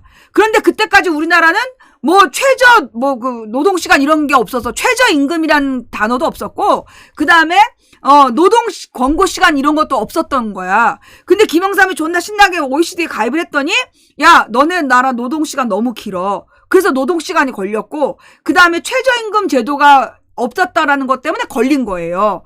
그래가지고 이제 김영삼이, 그걸 하다가 IMF가 와버린 거야. 물론 그 IMF는 누가 일으켰어? 미국과 일본 자본이 일으킨 거예요. 우리 김 작가님 자꾸 반복 로그인 되고 있습니다. 예, 지금 전화기를 로그 아웃 시키시든지 좀 바꾸셔야 될 것 같아요. 자, 그러니까 아이패드로 바꾸세요. 예. 미국과 일본이 1990년대 중반에 금융위기를 유도했어요. 왜? 그러니까 미국이 일본에다가 프라자 합의라는 걸 시키잖아. 그 일본에다가 미국이 강요했던 프라자 합의가 뭐였죠? 그게 일본이 미국에다 수출을 너무 많이 해가지고 계속 미국이 일본에 대한 무역 적자가 생겼어. 그러니까 미국이 그 무역 적자 때문에 열받아가지고 일본이 미국과 무역에서 불이익을 감수하겠다는 약속을 하게 한 게 프라자 협상이었어요. 그 프라자 협의를 하고 나면서 이제 일본은 이 정도까지 감당할 수 있다고 생각했던 거야. 그런데 그 뒤로 일본 경제는 나아지지 않았고 그 장기 침체가 되면서 결국은 90년대 중반에 일본발 금융위기가 시작이 되는 거야. 그리고 이제 이 1990년대부터 미국이 공산주의가 무너졌잖아. 공산주의가 무너지고 나니까 제일 먼저 이 새끼들이 무슨 짓을 했느냐 하면 공장을 옮긴 거야. 1990년대부터 우리나라나 일본이나 미국이나 이런 데 공장을 다 어디로 그 라틴 아메리카라든가 중국이라든가 인도네시아라든가 이런 가난한 나라들, 베트남이라든가 그런 나라들로 공장을 다 옮긴 거예요. 자기 나라에서 있었던 공장들을. 그러면서 90년대에 그렇게 공장들이 다 이전을 하고 나니까 그 나라에서 뭐가 없어져? 일자리가 사라진 거야. 1990년대 초반에 미국에서 일자리가 막 사라진 거야. 그래서 미국의 96년도에 그 나이키 집회가 벌어지는 거예요. 나이키 본사 앞에서 그 청년들이 나이키 운동화를, 굉장히 고가의 나이키 운동화들을 불태우는 퍼포먼스를 했어. 뭐라고 얘기했느냐면 나이키 운동화는 미국에서 제조되지 않는다. 미국에 단 한 곳도 나이키 공장이 없다. 이건 전부 다 가난한 나라에 가난한 노동자들의 저임금으로 만들어서 우리에게 팔아먹는 거다. 그러면서 우리들의 일자리를 외국으로 빼돌리고 있다. 이 자본가들이. 그러면서 그 나이키 시위가 벌어지는 거야. 나이키 본사 앞에 시위가. 그게 95년, 6년 이때 벌어져요. 그래서 그때 이미 미국이 공장들을, 그 공장들을 다 해외로 빼돌리고 있다라는 것이 문제가 됐는데 우리나라는 그걸 모르고 있었어. 우리나라의 진보 좌파들도 그런 내용을 잘 모르죠. 우리는 IMF 때문에 모두 나라가 이제 쪽박이 났기 때문에 미국에서 나이키에 불을 지르거나 말거나 지금 우리나라 프로스펙스가 망하는 상황이었기 때문에 우리가 이제 거기까지 신경을 못 썼던 거야. 바로 그 96년도에 벌어진 그 IMF 때 그 IMF는 미국과 일본의 자본가들이 문제를 일으켰고 그들이 결국 그 문제의 본질은 뭔지 알아요? 자유시장 경제 체제의 침탈이었어요. 미국과 일본의 금융 자본가들이 시장 경제의 원리가 아니라 자신들의 이익, 특정인들의 특정 소수의 이익을 위해서 시장을 왜곡시킨 게 96년도에 그 금융위기의 원인이었어요. 이거 중요한 얘기입니다. 마찬가지로 그로부터 10년 뒤 2007년의 금융위기, 세계 금융위기도 서브프라임 모기지 사태 왜 일어난 것대요? 누구 때문이에요? 미국 때문이에요. 미국에서 서브프라임 모기지 사태가 벌어지면서 전 세계의 신자유주의 경제체제를 갖고 있었던 나라에서 다 금융위기가 오는 거잖아. 기억나죠? 그러면서 우리나라에서도 그 절망한 사람들이 막 그 금융 다단계에 빠지게 되고 그래서 경북 지역에 그 금융 다단계 사기 사건으로 날아가고 경남 지역에 저축은행 사건이 터지게 되는 거야. 자, 그래서 여기서 다 보충 설명 저축은행 다시 한번 얘기합니다. 그 96년도에 이제 그 IMF가 터져서 모든 사람이 다 일자리를 뺏기게 되는 거야. 그러니까 김영삼이 IMF를 불러들이고 IMF가 우리나라 경제를 구조조정하라고 주문을 해요. 그래서 모든 중소기업을 다 문 닫게 해. 도산을 시켜 일부러. 다 도산을 시켜서 노동자들을 전부 거리로 내몰아. 그 다음에 반값으로 비정규직으로 끌어들이는 거야. 그래서 우리나라의 노동시장을 반토막 내버려요. 그러면서 우리나라의 비극이 시작이 되는 거야.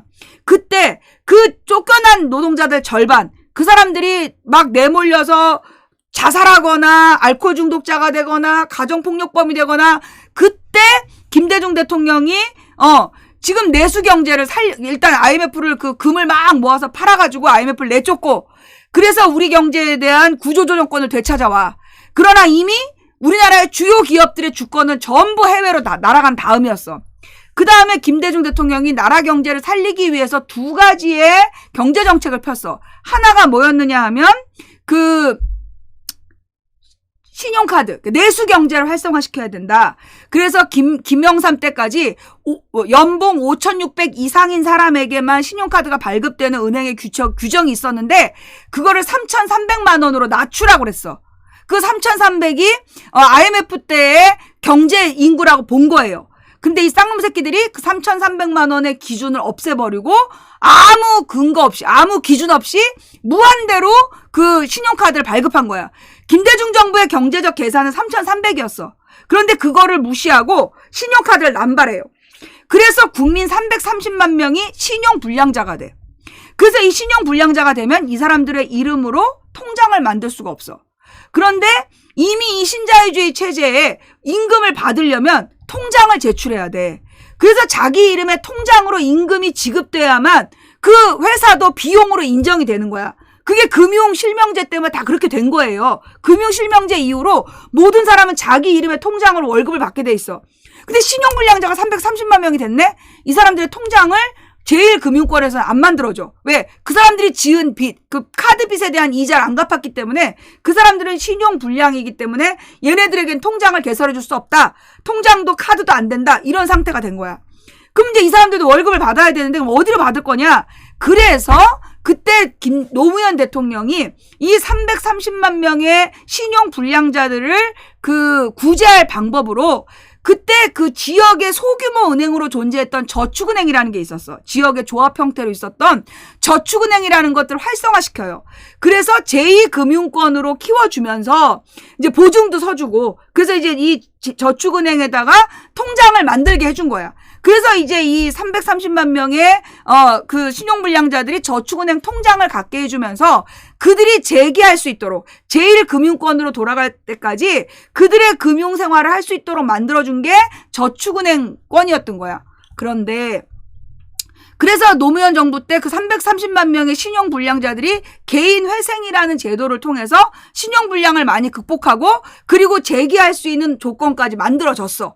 그런데 이명박이 딱 당선이 됐는데 이명박은 누구야? 건설 조폭이었잖아. 그래서 이 건설 조폭들에게 그 뭐가 필요하다? 돈이 필요하다. 그래서 이명박이 무슨 짓을 했느냐? 그 노무현 대통령이 그런 목적으로 만들어준 저축은행을 대폭 활성화시키는 거야. 어떻게?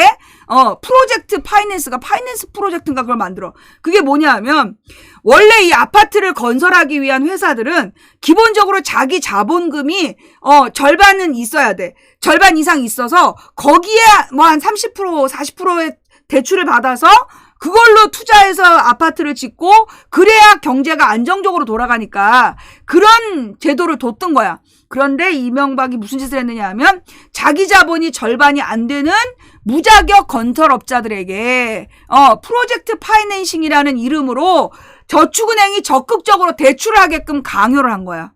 그 대신에 높은 수익의 이자를 주라 그랬어. 그러니까 이제 대출 그 건설업자들한테 높은 금액의 대출 이자를 내게 하고 그 대출 이자를 그 은행이 이제 돈벌이 수단으로 쓰는 거죠. 저축은행들이.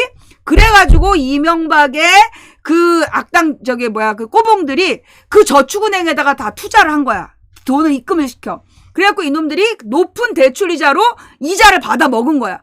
그래서 이명박의 오른팔 왼팔 이런 놈들이 뭐 몇백억씩을 넣어놓고 이자를 받아 먹었어. 몇 년 동안. 그런데 이 프로젝트 파이낸싱 건설업자들의 문제는 뭐야? 자본이 없다는 거야. 그래서 그때 이명박 때 대량 건설업체 부도가 일어나. 왜? 그때가 중국의 건축 붐이 일어나. 그래서 건축자재들이 엄청 올라가. 그러니까 건축자재 원자재 값이 올라가다 보니까 이 건설업계에서 그 비용을 감당 못하는 거야. 이 무자격 건설회사들이. 그래서 그 지역마다 뒷담한 건물들이 대거 나타나는 게 이명박 때 비극인 거야. 좌우지간 걔네들이 대출금을 못 갚게 된 거야. 그러니까 이게 점점 규모가 커지는 거야. 그 건설회사들의 부도가 많이 나면서 이 저축은행에 물어줘야 될 돈. 그러니까 시민들한테 돈을 다 받아가지고, 전재산, 자영업자들의 전재산을 받아가지고 그 돈을 건설업자들한테 빌려줬는데 이놈들이 돈을 못 갚고 다 망해버렸어. 자, 그러자 이 새끼들이 무슨 짓을 저질렀느냐. 이명박의 오른팔, 왼팔, 발꼬락까지 전부 다 지네 돈은 그 전날, 마지막 날까지 이자 받아먹고 다 빼. 그리고 일반 서민들은 전혀 모르고 있었어. 갑자기 어느 날 저축은행, 영업 정지를 선언해. 그래서 전 재산을 거기에 넣었던 그 자영업자들은 경남 지역, 경북 지역의 자영업자들이 그때 전 재산을 날려. 몇 억 뭐 어떤 사람은 10억도 넣어놓고 5억도 넣어놨는데 3천만 원, 5천만 원, 2천만 원 받고 끝난 거야. 그게 저축은행 사건이에요. 5천만 원 미만으로 줬어. 예. 그때 뱅크런 은행 파산이라는 걸 우리도 이미 경험한 거예요. 그게 지금 미국에서 일어난 거야. 예금자 보호법이라는 게 얼마나 웃기냐고. 몇십억을 넣어놨던 5천만 원까지만 보호받아. 근데 그 새끼들은 지네는 이미 그 전날 돈을 다 뺐어. 한 푼도 손에 안 보고 일반 자영업자들만 당한 게 그게 부산저축은행 사건이에요.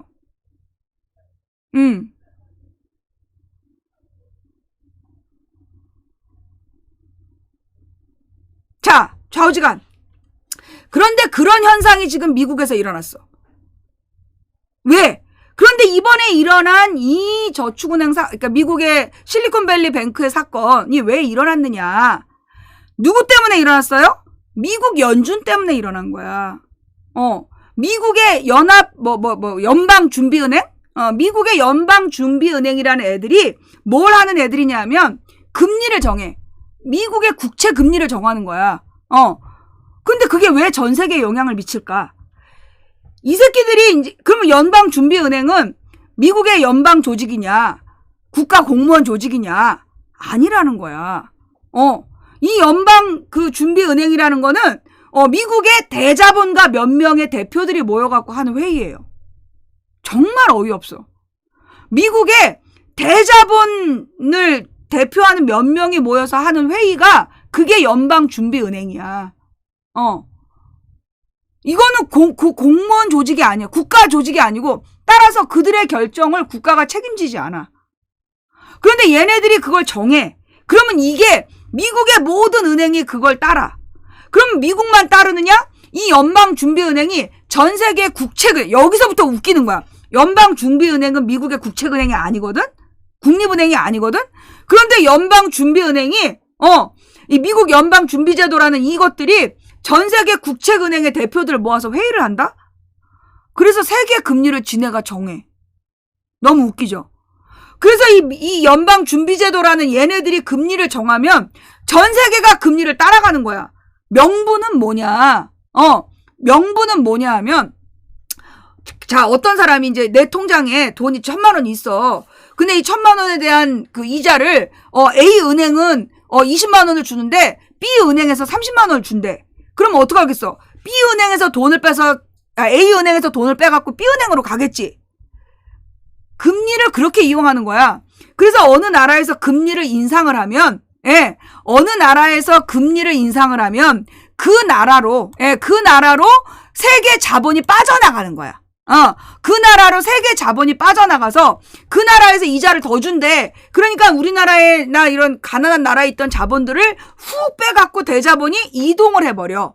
그러면 우리나라에서 지금 이제 그 얘네들이 돈을 빼서 뭘로 바꾸겠어? 달러로 바꾸겠지. 달러로 바꿔서 미국으로 가겠지. 그러면 달러를 얘네들이 갑자기 돈을 많은 달러를 원하겠지. 그러면 달러에 대한 수요가 높아지겠죠. 달러가 다른 때보다 더 많이 필요할 거 아니야. 그럼 어떻게 돼? 달러 값이 폭등하게 돼. 달러 값이 폭등하게 되면 우리나라 원화의 가치가 떨어지게 되는 거야. 자, 이랬을 때 나타나는 문제점이 뭐냐? 우리나라에서 물건을 만드는 우리나라의 모든 물건을 중소기업에서 부품을 만들고 대기업이 조립만 해서 메이드 인 코리아, 메이드 인 HL 이렇게 붙여서 파는 거잖아. 현대, LG, 삼성 붙여 파는 거잖아. 그러면 저기 중소기업들이 부품을 사올 때 뭘로 사겠어? 달러로 사겠지. 그런데 이제 중소기업이 부품을 사러 가는 달러를 바꿀 때 우리나라 원화를 더 많이 갖다 주고 조금의 달러를 받아야 돼. 그 돈으로 물건을 원자재를 사갖고 와야 돼. 그래서 물건을 만들어가지고 대기업에 납품을 해. 그러면 대기업이 이 물건을 팔아서 해외에 수출을 해. 그럼 얘네는 뭘로 받아? 달러로 받아. 자, 이 구조는 누구에게 유리한 거야? 대기업에게만 유리한 거야. 원자재를 사오는 중소기업에게 그 원자재 값 인상분을 대기업이 주냐? 안 줘. 그러면 이 중소기업은 원자재 값이 그 달러 환율 때문에 원자재를 수입하는 비용이 너무 많이 들어가. 그래서 이 사람들의 이 중소기업의 이윤이 줄어들어. 그러면 이 줄어든 이윤을 뭘로 극복해야 돼? 노동자 임금을 착취해서 극복할 수밖에 없는 거야. 그러니까 우리나라 노동자들을 자르고 값싼 외국인 노동자들을 쓰면서 그 비용이 더 들어간 부분을 감안을 하는 거예요. 그러니까 그걸 상쇄하는 거야.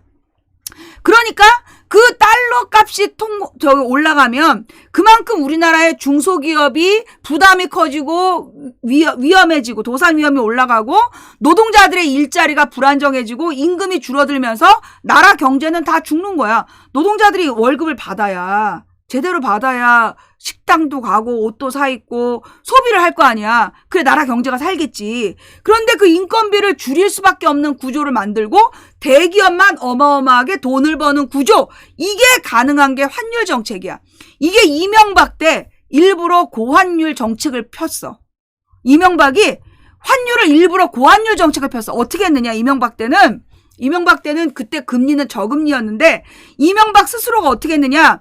달러의 양을 조절한 거야. 시중에 푸는 달러의 양을 조정해서 달러가 많이 있는데도 그 달러를 시중에 풀지 않은 거야. 그래서 시중에 항상 1200원어치의 달러만 돌게끔 1달러당 1200원어치만큼의 달러가 돌게끔 해서 달러를 고환율로 유지한 거야. 그래야 대기업에게 이윤을 주니까. 그래서 이명박 때 우리나라의 노동시장이 다 무너지고 일자리가 사라진 게 그의 환율 정책 때문이었던 거예요.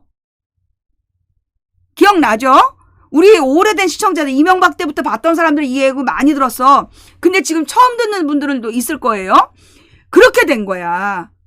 그래서 이명박 때 나라 경제가 개판이 됐던 게 바로 이명박의 환율 정책 때문이었단 말이죠. 그런데 물론 이 환율 정책 전에 미국에서 무슨 일이 있었어? 서브프라임 모기지 사태가 있었지. 서브프라임 모기지 사태 왜 일어났어? 미국에서 건설 붐을 일으키고, 아니지, 90년대에, 노동자들의 일자리를 전부 다 없애버렸잖아. 해외로 공장을 다 빼돌려서. 그래서 미국 백인들의 일자리가 사라졌어. 그러자 이제 미국 백인들한테, 야, 너 집 있잖아. 경제가 언젠간 좋아져. 그러니까 집을 담보로 대출을 받아서 그걸로 생활을 해. 그러다 보면 소비가 곧 미덕이야. 소비를 하다 보면 내수 경제가 활성화되고 그러다 보면 미국 경제가 살아날 거야. 그래서 이 집 담보로 대출을 해주기 시작한 거야. 그런데 이게 처음에는 대출이 절반 정도 해주기로 했었는데 점점점 커져서 나중에는 집값의 7배까지 대출을 해준 거야.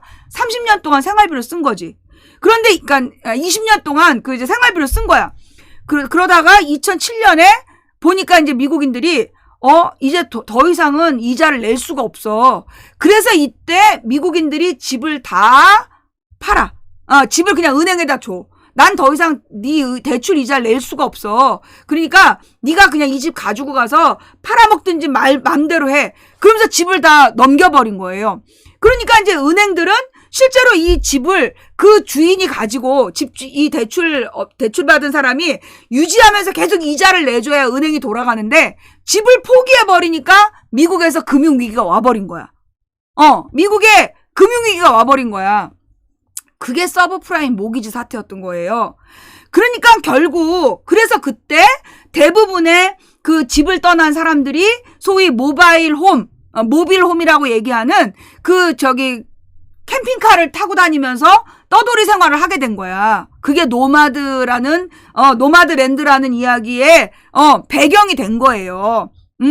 자, 그런데 2007년에 이제 서브프라임 모기지 사태가 일어나. 그래서 이게 문제라는 걸 알게 돼. 그런데 미국에서 어떤 대책을 세웠을까? 시민 경제를 위해서 아무 대책을 안 세웠어.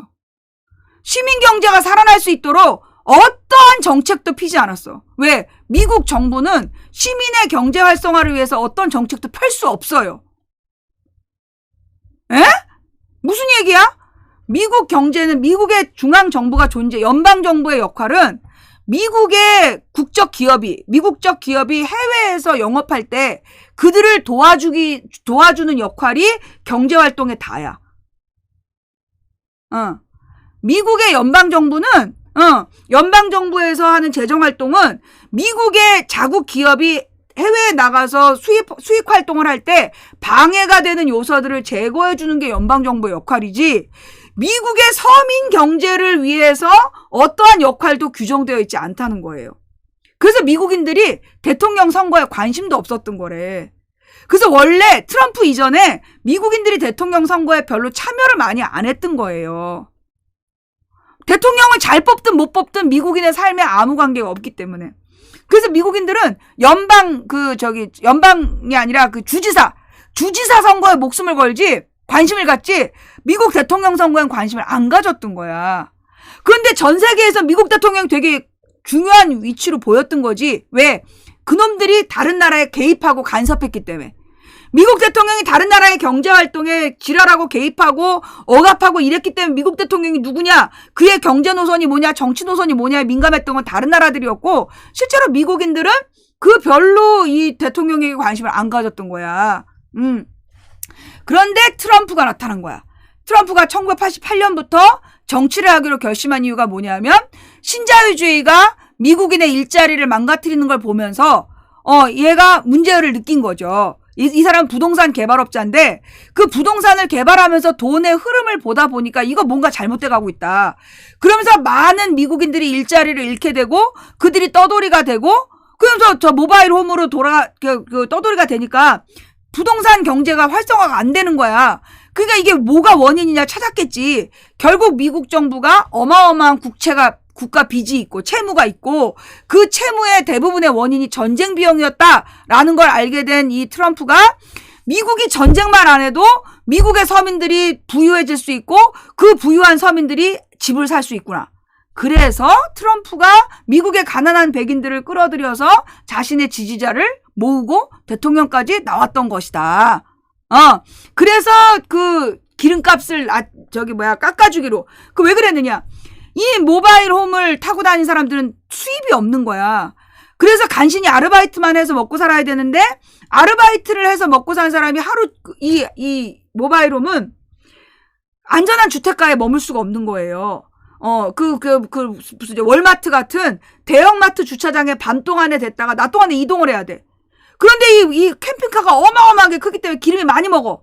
그러니까 그 기름을 많이 먹는 이 캠핑카를 운영하는 사람들에게 기름값이 치명적인 문제였던 거야.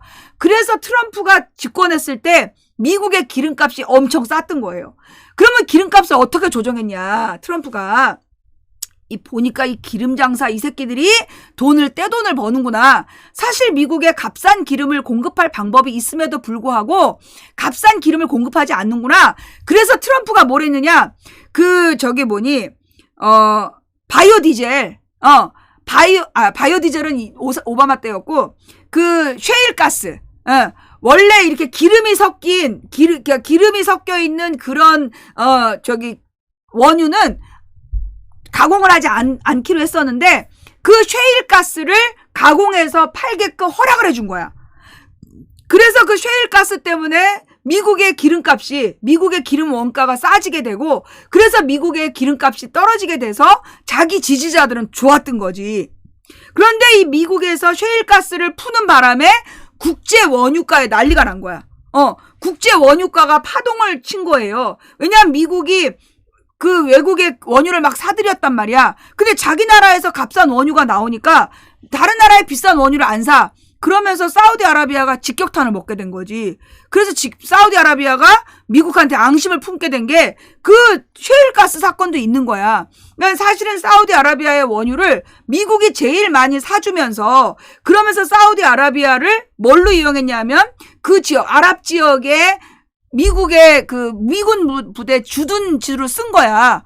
그러면서 이제 이 사우디아라비아를 친미의 기둥으로 썼는데, 사우디아라비아의 기름을 많이 안 가지고 가니까, 이 사우디아라비아는 갑자기 기름만 팔던 나라에서, 특히 다른 나라하고 사이가 안 좋아. 나머지 이슬람권 나라들하고 사우디아라비아가 사이가 안 좋아서, 딴 데서 팔 데도 없는데, 그러니까 갑자기 팽을 당하니까, 이 사우디아라비아가, 반미, 러시아하고도 친해지고 중국하고도 친해지고, 그 사우디아라비아 기름을 누가 사주겠다? 중국이 사주겠다, 그런 거잖아. 중국이 사주겠다.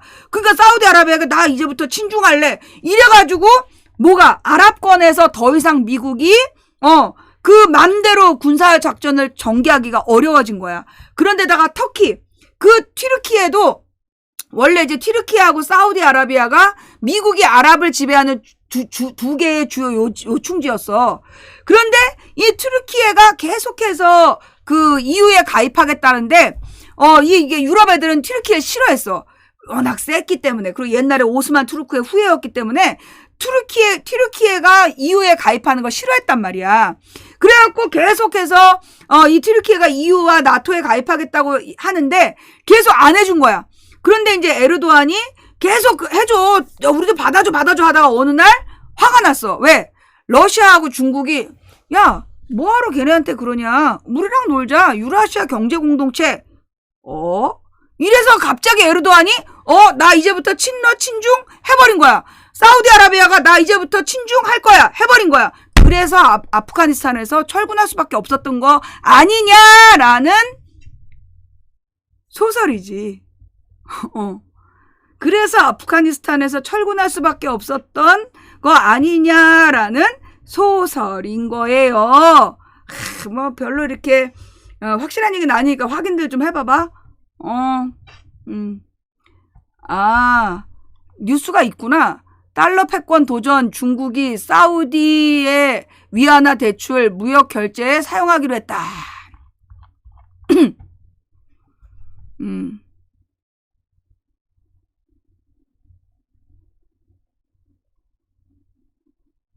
이 소설이라고 붙여다야 쟤네들이 나중에 막 그 시비를 안 걸기 때문에 소설이라고 말을 마무리하는데, 어디까지가 이 소설은 원래 있음직한 현실을 반영해야 되거든. 그래 여러분들이 내 말 중에 무엇이 소설이고 무엇이 현실인지를 구분해서 보셔야 돼요.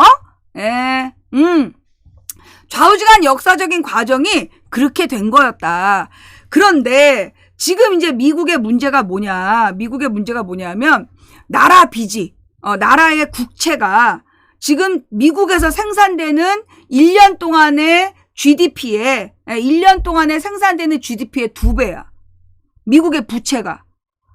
미국이 거의 지금 중앙정부는 빚더미에 앉아 있는 거야. 그러면 그 두 배의 빚을 어디서 얻었겠어? 국채라는 걸 발행해가지고, 이제 빚을 얻어서 썼던 거예요. 그런데 이제 이 연방준비은행이 자꾸 이제 이자를 올린 거야.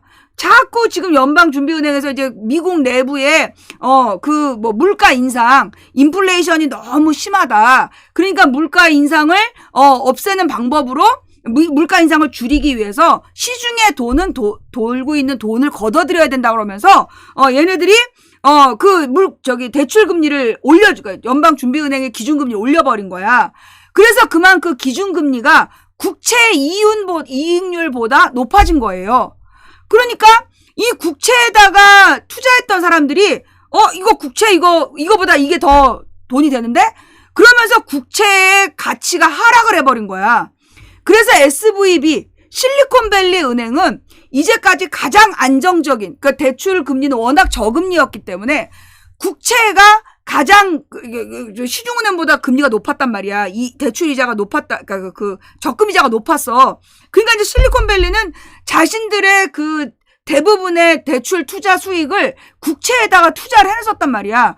근데 연방준비은행에서 갑자기 대출 이자를 연방준비제도에서 기준금리를 올리니까 국채 가치가 하락하게 되면서 실리콘밸리 은행이 자기네들이 투자했던 국채에서 손실이 발생했다. 그런데 이걸 이미 회장이 알고 있었으면서 이 새끼가 발표하기 전에 11일 전에 지 주식을 다 팔아갖고 40매덕을 챙기고 법정 기간 11일이 지난 다음에 손실이 발생했다고 공개를 한 거야.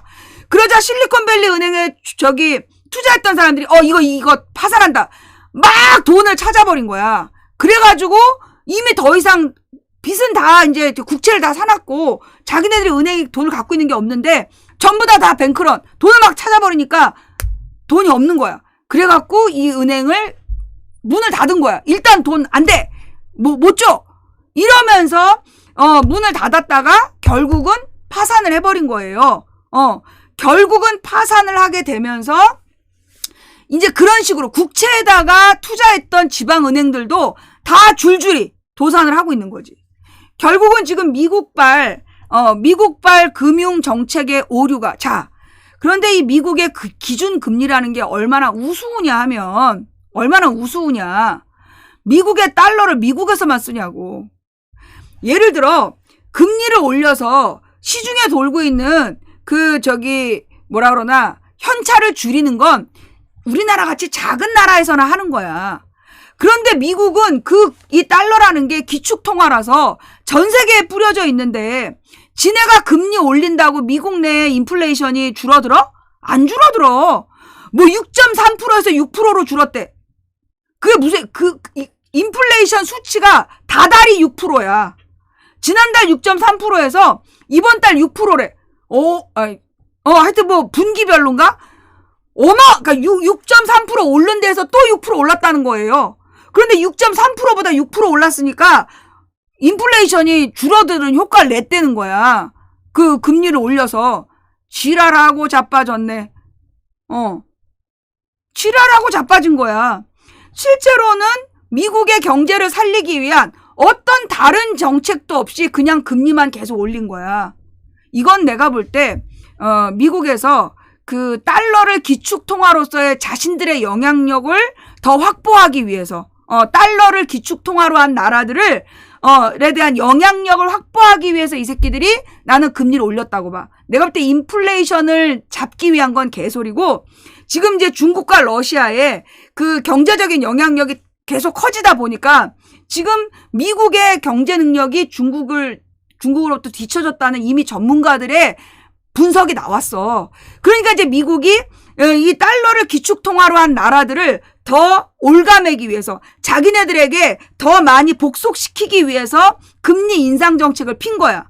빅스텝이란 이름으로 계속 올려서 소위 그 달러에 의존하고 있는 나라들의 경제를 미국 의존형으로 만든 거야. 그게 결국 지금 이 금융위기의 세계 금융위기의 원인인데 이 미국의 이 무식한 무지한 탐욕 자신들의 권한을 유지하겠다라는 그 탐욕이 결국은 세계 금융의 위기를 가져오는데 그 세계 금융의 위기는 뭐의 원인이 돼? 전쟁의 원인이 될 수밖에 없다는 거야. 그리고 미국의 그 대자본가들 연방준비은행을 준비제도로 움직이는 새끼들은 전쟁이 나야 자기네들의 빚을 한꺼번에 전쟁 특수로 돈을 벌 수 있어. 우크라이나에서 전쟁을 해서 돈을 벌고 싶었는데 못 벌었어. 왜? 기본적으로 투자할 돈이 없었고 그 다음에 생각보다 러시아가 자원이 많았던 거야. 그래서 전쟁 특수로 돈을 못 벌었어. 그 다음에 유럽에서 러시아에 대한 경제 의존도가 높았기 때문에 이 미국이 지금 전쟁 특수는 못 노린 거야. 그래서 지금 미국에서는 뭘 얘기하고 있냐면 빨리 전쟁을 끝내고 우크라이나 재건 특수 전후에 재건 특수를 노리려는 거예요. 그래서 1300조 시장이란 이미 뉴스까지 나왔어. 그런데 지금 미국의 우크라이나에서 전쟁하고 있는 애들이 누구야? 용병들이야. 그 용병들은 전쟁이 끝나면 일자리가 사라져. 일자리가 사라지니까 전쟁을 계속 유지하기 위해서 잘렌스키를 딱 잡고 얌마 계속 깔아먹까. 그러면서 전쟁을 안 끝내주는 거야. 물론 여기에 그 용병 회사에서 커미션을 미국의 재벌들에게 주고 있겠죠. 그러니까 미국의 아주 소수의 부자들과 이 용병 회사들은 무기 회사와 이 용병 회사들은 돈을 벌고 있는 거야. 그런데 나머지 미국 경제는 지금 전후 특수가 나와야지만 돈을 버는데 지금 돈을 못 버는 상황이라서 점점 서민 경제는 무너져가고 있는 상황인데 미국만 무너지는 게 아니라 달러 기축통화로 미국 경제에 의존하고 있는 우리나라나 일본 같은 나라들 달러만으로 국제거래하고 있는 나라들은 모두 동시에 위험해질 수밖에 없는 상황이라는 소설. 근거는 없어. 나도 잘 모르는 얘기야. 잘 모르는 얘기인데 그냥 소설이야. 내가 지금 뭔 말을 했는지 잘 모르겠다. 띠리리. 여권법 위반 이익은 첫 재판 뒤 유튜버 폭행. 정부 허락 없이 참전한 혐의로 기소된 뭐 기타 등등. 다 뉴스가 있어? 그냥 소설이 아니라 뉴스가 있어? 좌우지간 지금 이제 이 미국이 러시아를 설득해서 우크라이나 전쟁을 끝내려고 하니까 미국이 굉장히 화를 내고 있어요. 소위 이제 미국의 전쟁 사업가들이 이 새끼들이 우리의 수입원인데 지금 미국의 수입원인데 지금 이 우크라이나와 러시아의 전쟁을 시진핑이 지금 중재하겠다. 그리고 지금 있는 거야. 물론 잘렌스키가 절대 협조 안 할 거예요.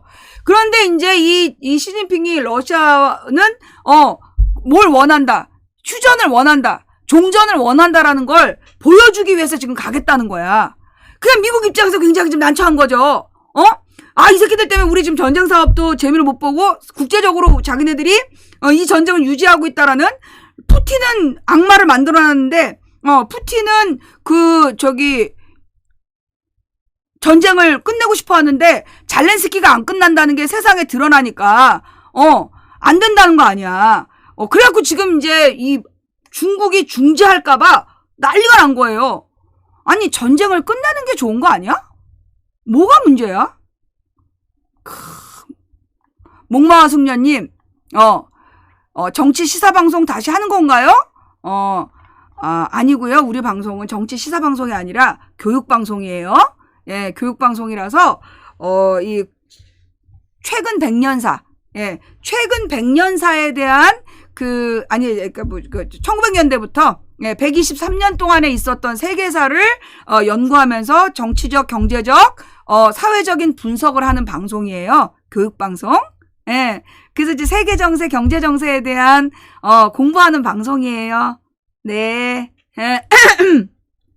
근데 아무래도 이제 현실을 여러분이 시사 방송으로 느끼는 건 뭐냐? 역사를 알면 현재가 분석이 되는 거야.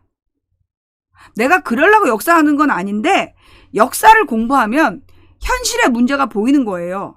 그리고 앞으로 미래에 벌어질 일까지 예측이 되죠. 그게 역사 공부의 목적이에요. 역사 공부의 목적은 과거에 누가 언제 무엇을 어떻게 했다 이거를 공부하는 게 아니라 과거에 있었던 일을 분석해서 있었던 일을 정확히 알아서 오늘을 분석하고 미래를 대비하는 학문이 역사학이에요. 그래서 역사학의 한 부류의 미래학이 있는 거죠. 예. 그러다 보니까 이제 이 시사방송 아닌가라고 느끼는 건데, 예, 저는 지금의 이 시사 문제에 대해서는 더 이상 누구 편들고 이런 거 안 한다. 예. 윤석열이나 이재명이나 나 똑같이 싫다. 박용진도 싫다. 이낙연도 싫다. 다 싫다. 나는 시사 문제에 이제 관심 없다. 다만 역사와 경제와 국제 정세에 대해서만 관심이 있다라는 이야기였고요. 마지막으로 여러분들께 성경 구절 하나를 읽어 드리면서 오늘의 방송을 마무리할까 합니다. 출애굽기 22장 21절에 보면 출애굽기 22장 21절을 한국말로 읽으면 너희는 너희에게 몸부쳐 사는 나그네를 학대하거나 억압해서는 안 된다. 너희도 이집트 땅에서 몸부쳐 살던 나그네였다. 자, 너희에게 몸부쳐 사는 나그네라고 여기 한국의 성경은 번역하고 있어요. 그런데 이걸 영어 CEV 버전으로 읽으면 뭐라고 되어 있느냐면 지금부터 원어민들은 귀를 막아. 충격적이 될 수 있어. Do not mistreat or abuse foreigners who live among you. Remember, you were foreigners in Egypt. 다시 한번. Do not mistreat or abuse. 학대하거나 고문하지 마라. foreigners, 외국인들. foreigners, 외국인이란 얘기야. 이주 노동자들. who live among you. 니들 사이에 살고 있는 외국인들을 학대하지 마라. 그들을 학대하거나 막 노동을 착취하지 마라. Remember, you were foreigners in Egypt. 니들도 이집트에서 외국인이었다. 이 말씀을 마지막으로 자, 한마디로 뭐냐, 지금 국제정세가 어려워지기 때문에 국제적으로 많은 난민이 발생하고 있습니다. 그런데 우리 사회에서 난민에 대한 수용이 가장 안 되고 있죠. 그리고 우리나라가 생각보다 외국인에 대한, 이주민 또는 외국인에 대한 혐오가 심하다는 거예요. 백인을 제외한 외국인들을 모두 반가워하지 않는, 그게 가장 큰 나라가 우리나라래요. 그래서 굉장히 외국인들이 당황한다. K-팝을 온 세계가 좋아하고 색깔에 구애받지 않고 모든 세계 지구인이 한국의 K-팝과 K-드라마를 좋아하는데, K-팝과 K-드라마의 나라인 한국이 백인을 제외한 그 다른 세계의 피부를 용납하지 않는다는 것을 보고 예, 굉장히 놀랐다고 합니다. 여러분, 외국인 노동자들을 학대하거나 차별하지 말라라고 이야기하는 이유는 그들 때문이 아니에요.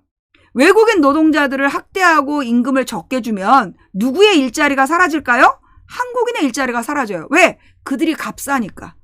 그들이 값싼 노동력으로 계속 착취당하면 한국인 노동자들의 일자리가 사라지는 거예요. 그래서 외국인에게도 똑같은 임금을 줘라. 우리랑 똑같은 그 복지 혜택을 줘라라고 얘기하는 거예요. 4대 보험도 다 들게 해야 된다. 그래야 외국인들이 건강보험료 내고, 이런 산재보험료 내고, 그 보험료들로 한국인 노동자들도 같이 혜택을 보는 거죠. 외국인 노동자들을 차별하지 말라는 것은 결국 그 나라 사람들을 보호하는 수단인 겁니다. 그러니 여러분, 우리 방송을 통해서 우리가 요즘에 공부하는 것은 우리는 이제까지 진정으로 민주주의를 공부해보지 못했다. 이제까지 투표와 다수결이 민주주의인 줄 알고 자랐는데 투표와 다수결은 민주주의의 사상과 무관하다. 민주주의의 진정한 사상은 평등한 자유. 누구나 평등하게 자유를 누릴 수 있는 세상. 그러기 위해서 주권을 나누어 갖는 세상. 그것이 민주주의다. 누구에게나 평등한 자유는 외국인 노동자들에게도 평등한 자유를 줘야 된다는 얘기예요. 그래야 내국인들이 보호받을 수 있다는 겁니다. 평등한 자유를 추구하는 민주주의의 인권의식은 나보다 약자를 보호하기 위한 것이 아니라 약자 보호를 통해서 나를 보호하기 위한 게 민주주의 인권에 대한 철학과 사상이다. 그래서 우리는 민주주의에 대해서 인권과 평등과 자유라는 개념으로 분명히 다시 배워야 한다. 그러지 않으면 우리는 계속해서 미디어, 뉴스들과 그다음에 그 댓글 부대와 그 소쿠리, 트윗봇 같은 기계들에 의해서 AI에 의해서 세뇌당한 좀비들이 될 수밖에 없다. 인간이 인간으로서 존엄한 가치를 지키기 위해서 나의 존엄과 가치를 지키기 위해서 타인의 존엄한 가치도 지켜줄 수 있는 우리가 되어야 평화 공존할 수 있는 세상이 되는 것이다. 라는 목표를 위해서 오늘도 공부해보려고 애썼는데 어떻게 내용이 잘 전달이 됐을까? 예. 오늘 이 주먹구구식 소설 강좌에 참여해주신 모든 시청자 여러분께 진심으로 감사를 드리면서 재미없어도 재미있는 척 들어주신 모든 시청자 여러분 수고하셨습니다. 들어오면서 광고 시청해주시고 업을 눌러서 응원해주신 모든 분들께 감사드리고 또 좀 이따가 쉬는 시간에 광고 시청으로 후원해주실 분들께도 감사를 드리고 제가 일일이 감사 못 드렸지만 물질로 후원해 주신 분들 정말 이게 다른 방송에서는 참 이렇게 대우받는데 우리 방송에서 아무리 쏴봤자 읽어주지도 않죠. 대단히 죄송합니다. 그거 읽다가 내가 할 말을 잊어버릴까 봐 그래요. 그래서 대단히 죄송하고요. 일일이 감사 인사 못 드려서 죄송해요. 그럼에도 불구하고 여러분들 묵묵히 후원해 주셔서 오늘도 힘차게 생방송을 진행할 수 있었습니다.